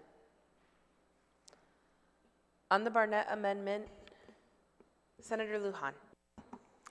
Thank you, Madam Chair. Madam Chair, I support this amendment. We're just getting information. Again, it keeps pouring in, basically, of questions that we've asked the past few days from Mr. Burns. And obviously the information, as our caucus leader had mentioned, that when asked, and numerous times, regarding how many employees were in these position, the unclassified, or what is it, limited term there? It said it was a handful. And now we're finding out it's over 1,000.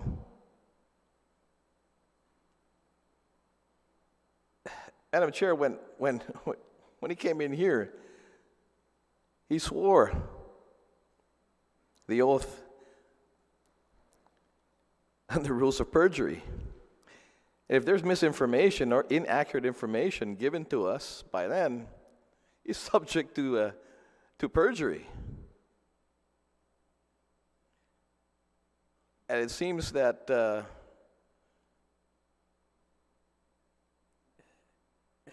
and the Sergeant at Arms had asked him to swear under oath.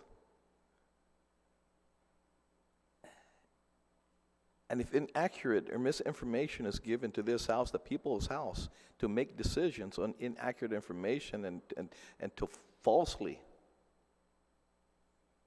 sway this body a different way, I think this body should come down extremely hard on a charge of perjury.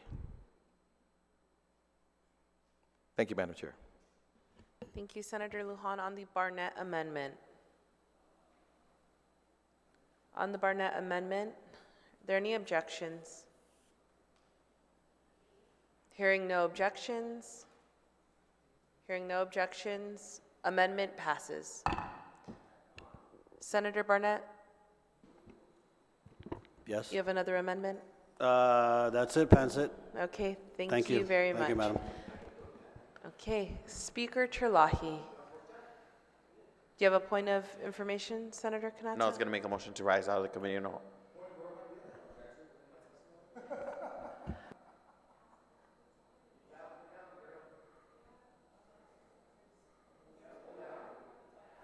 I thought this was an amendment of the amendment, or so I was a little confused. But the original amendment had a standing objection. Okay, so I gavelled down already, Senator Parkinson. I asked multiple times if there were any objections. So it was not registered again at the end, but if you'd like to overrule the Chair, you may do so now. Make a motion to do that. I would like to make a motion to overrule the chair. There's a motion to overrule the chair. Is there an objection? Hearing no objection. Okay, there's an objection. All those in favor of overruling the chair, Point of inquiry? please state your point of inquiry, Senator Fisher. Yes, I need to know exactly what it is we're talking about. I've got 4 different pieces of paper floating on the desk, all of them masquerading as an amendment of some sort or another. I'm just looking for the information. What is this vote being cast on? Sure, we just gavelled down on the Barnett Amendment B24CB L1P10COTW2. Okay.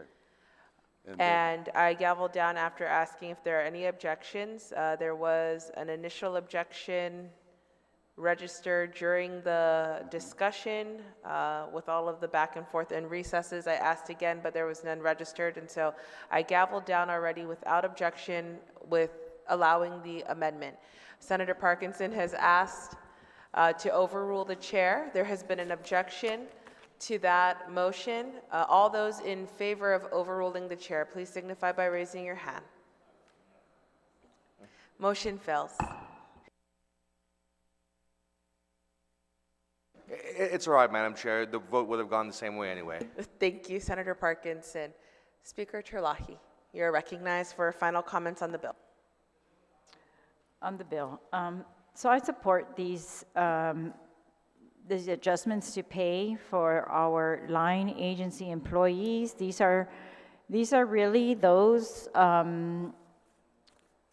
employees such as clerks and all the other maintenance and social workers. They're our administrative and professional technical employees. They are our social service employees and our regulatory employees,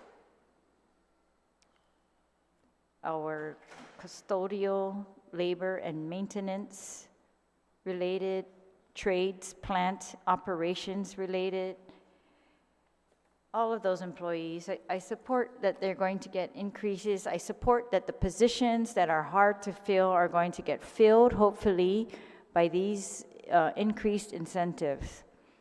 I think we need to get a handle on a couple things. One is, of course, what was pointed out earlier, that if there is a system being used to bypass the classified system, the competitive system, the merit system, that DOA should really take a look at that, because there's no incentive that we're going to pay that's going to make up for that feeling of unfairness if that exists in these agencies. So I think they should address any type of unfair filling of positions, if those are supposed to be classified positions, and try to, get us back in line. The other thing that this plan does not address is the disparity that was discussed at length in the letter from DOA to the governor, and there was no real solution put into this act by the governor to settle the disparity between autonomous agencies and line agencies. And it was clear from their study that even with a 22% increase, that our line agency employees are not going to become equal to the autonomous employees in the same positions. And that nothing in here prevents or slows down the autonomous agencies from continuing to give pay raises to those in the same positions that we are just bringing up to these levels right now. So this gap continues, and I think it's unfair. There's also a gap between, the salaries that our line agencies are going to receive and federal jobs on Guam. And we've heard lots of testimony in different hearings that these people in these line agencies are being recruited by the federal government for jobs here on Guam. And even with its 22% increase, it does not look like we are going to be matching those salaries either.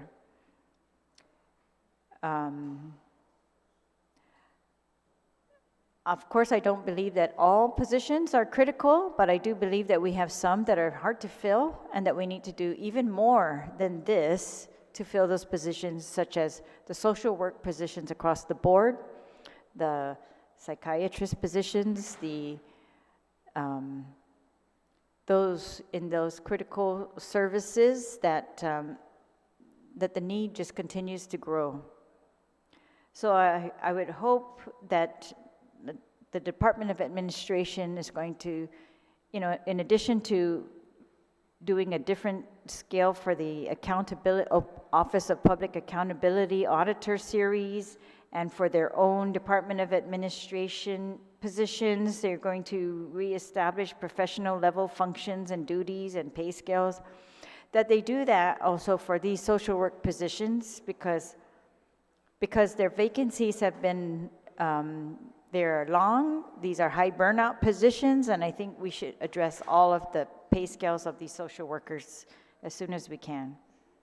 The social workers are the ones who are helping us to take care of our children throughout all the services provided to them. The administration in part of the pay plan that they approved has promised to do additional increases of 2 to 4% every year, and we have, I'd like to see how that's going to play out, but I do hope that teachers are going to be brought up under the current authority that they have, that the administration has, that the teachers are going to be brought up to be equivalent to this 22% as well. Si Diyos Masi, Madam Chair. Thank you very much, Madam Speaker. Senator Perez.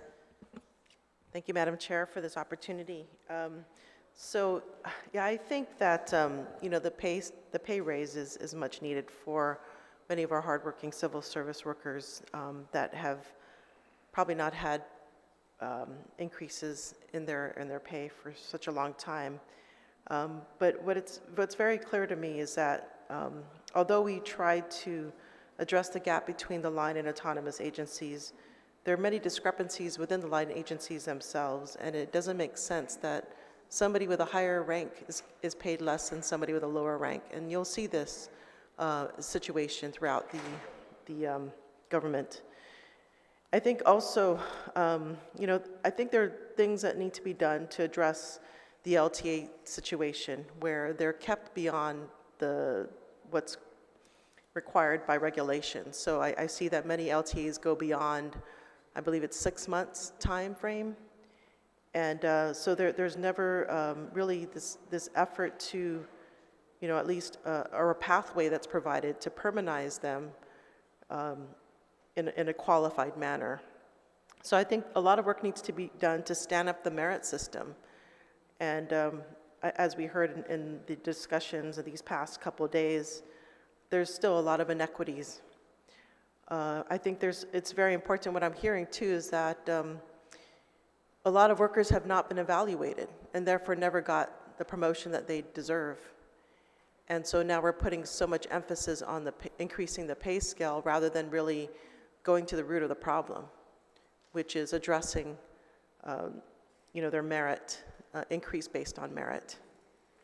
I think this has to change. It has to be uniform throughout the government to help stand up the merit system. Yeah, I think it has to be done quickly because it's still, we're perpetuating this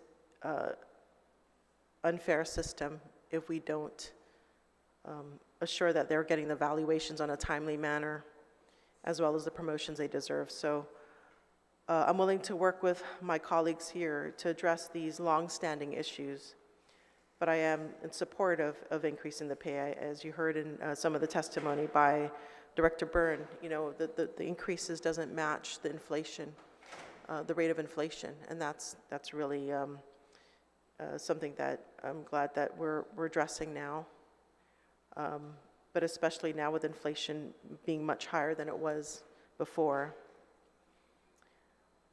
Yeah, I just think we really need to have a long, hard look at our position so that we truly can stand up a merit system and address the LTA positions that have been kept indefinitely. One of the ways that I feel that we need to address this, of course, is education, apprenticeships, those sort of things need to be really promoted more, rather than, circumventing. So I think it's not fair to the employees that have gone through the education only to find that these political hires are getting higher pay, and what I hear is that a lot of them are having to go back and fix the work that these political hires are doing. So it's really unfair for these employees that are doing the hard work and have gone through the required education and having to pick up after these political hires. And I think it's just important that we if we want to make Guam a better place, we have to hold ourselves accountable too. Hold our workers accountable. There has to be an accountability in the system. So thank you. Thank you, Senator Perez. Senator Brown.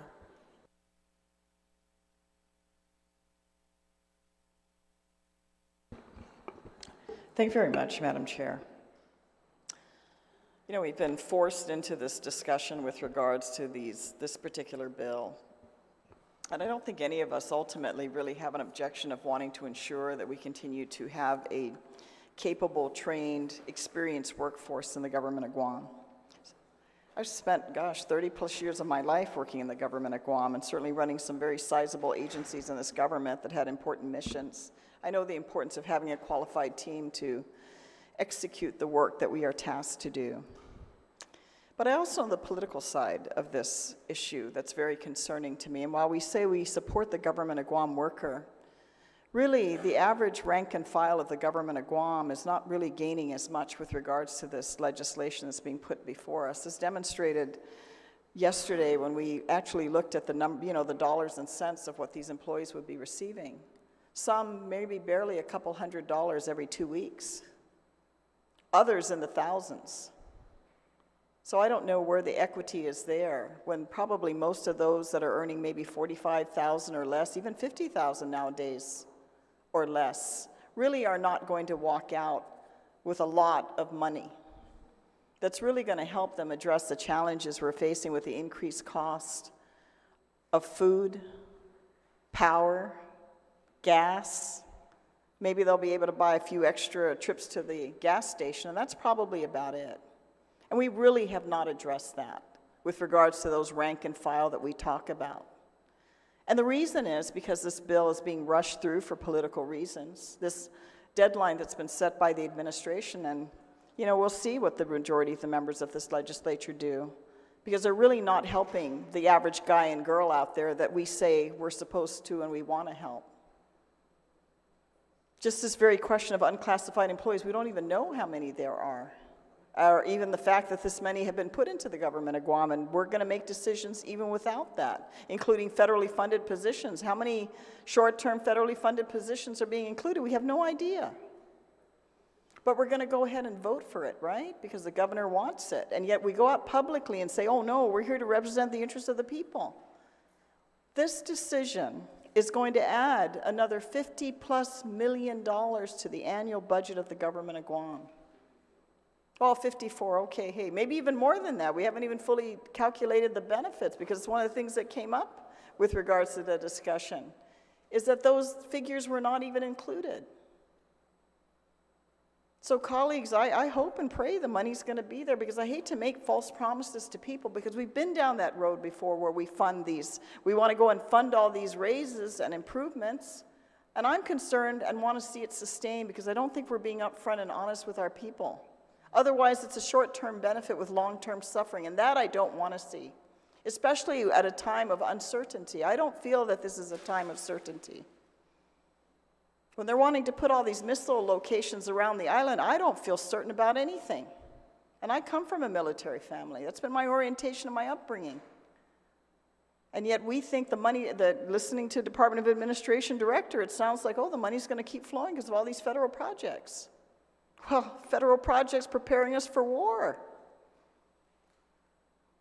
So colleagues, I'll tell you, man, if you can't stand the heat when you go out there and say you're going to say, I'm going to be there for the people, but this doesn't really help the average person out there. And yet it puts such a tremendous burden on the people of Guam. So when the budgets come up and there's other critical service we can't fund, I hope you're going to figure out how that money's going to appear and how you're going to address those needs out there that are very real, because we're really not looking at this as critically. When we're passing a percentage higher than we're paid to the teachers, than we paid to the police officers, and the other critical positions last year, we said were absolutely priority and absolutely necessary. By passing this bill, you're giving them less than everyone else. It's actually upside down rather than right side up, which is where it should be. And you're making a decision to put this additional burden on our people without even really knowing what the full implications are. As if money of the last 3 years is going to flow forever. That the next 5, 10, 15 years you're going to be able to sustain this long-term obligation without knowing really what you're supporting. So I have to say, colleagues, I hope you're a little more mindful of that, because a time will come, and trust me, if I'm here, I'm going to be here to remind you. I'm going to remind you about the irresponsible decisions you made and the false promises and the false illusion you're creating even to the GovGuam workers that you're saying you're here to help. Because that few $100s of payday ain't going to make a difference to them.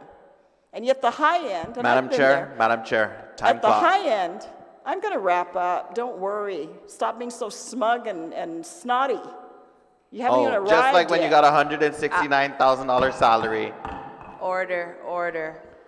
Senator Brown. Hey, please point of wrap personal up. privilege here. Please state your Point of post. personal Well, I think privilege to as be able to well. bring up Senator these, excuse Kanata. me. Senator Kanata. You know, some of these colleagues here who've just arrived are so rude and obnoxious and making statements of their own reality. It's not factual. I can speak for myself. I don't need you to interject. I'm going to wrap up my comments, Madam Chair, but I think this is the kind of nonsense our people really need to be mindful of what they're seeing here, because they're the ones ultimately that are going to suffer the consequences. With that, I have no further comment. Thank you very much. Thank you, Senator Brown. Senator Lujan.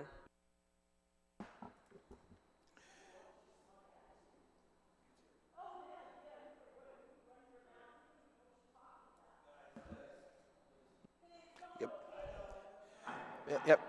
Have a slight 5-minute recess. We're in recess.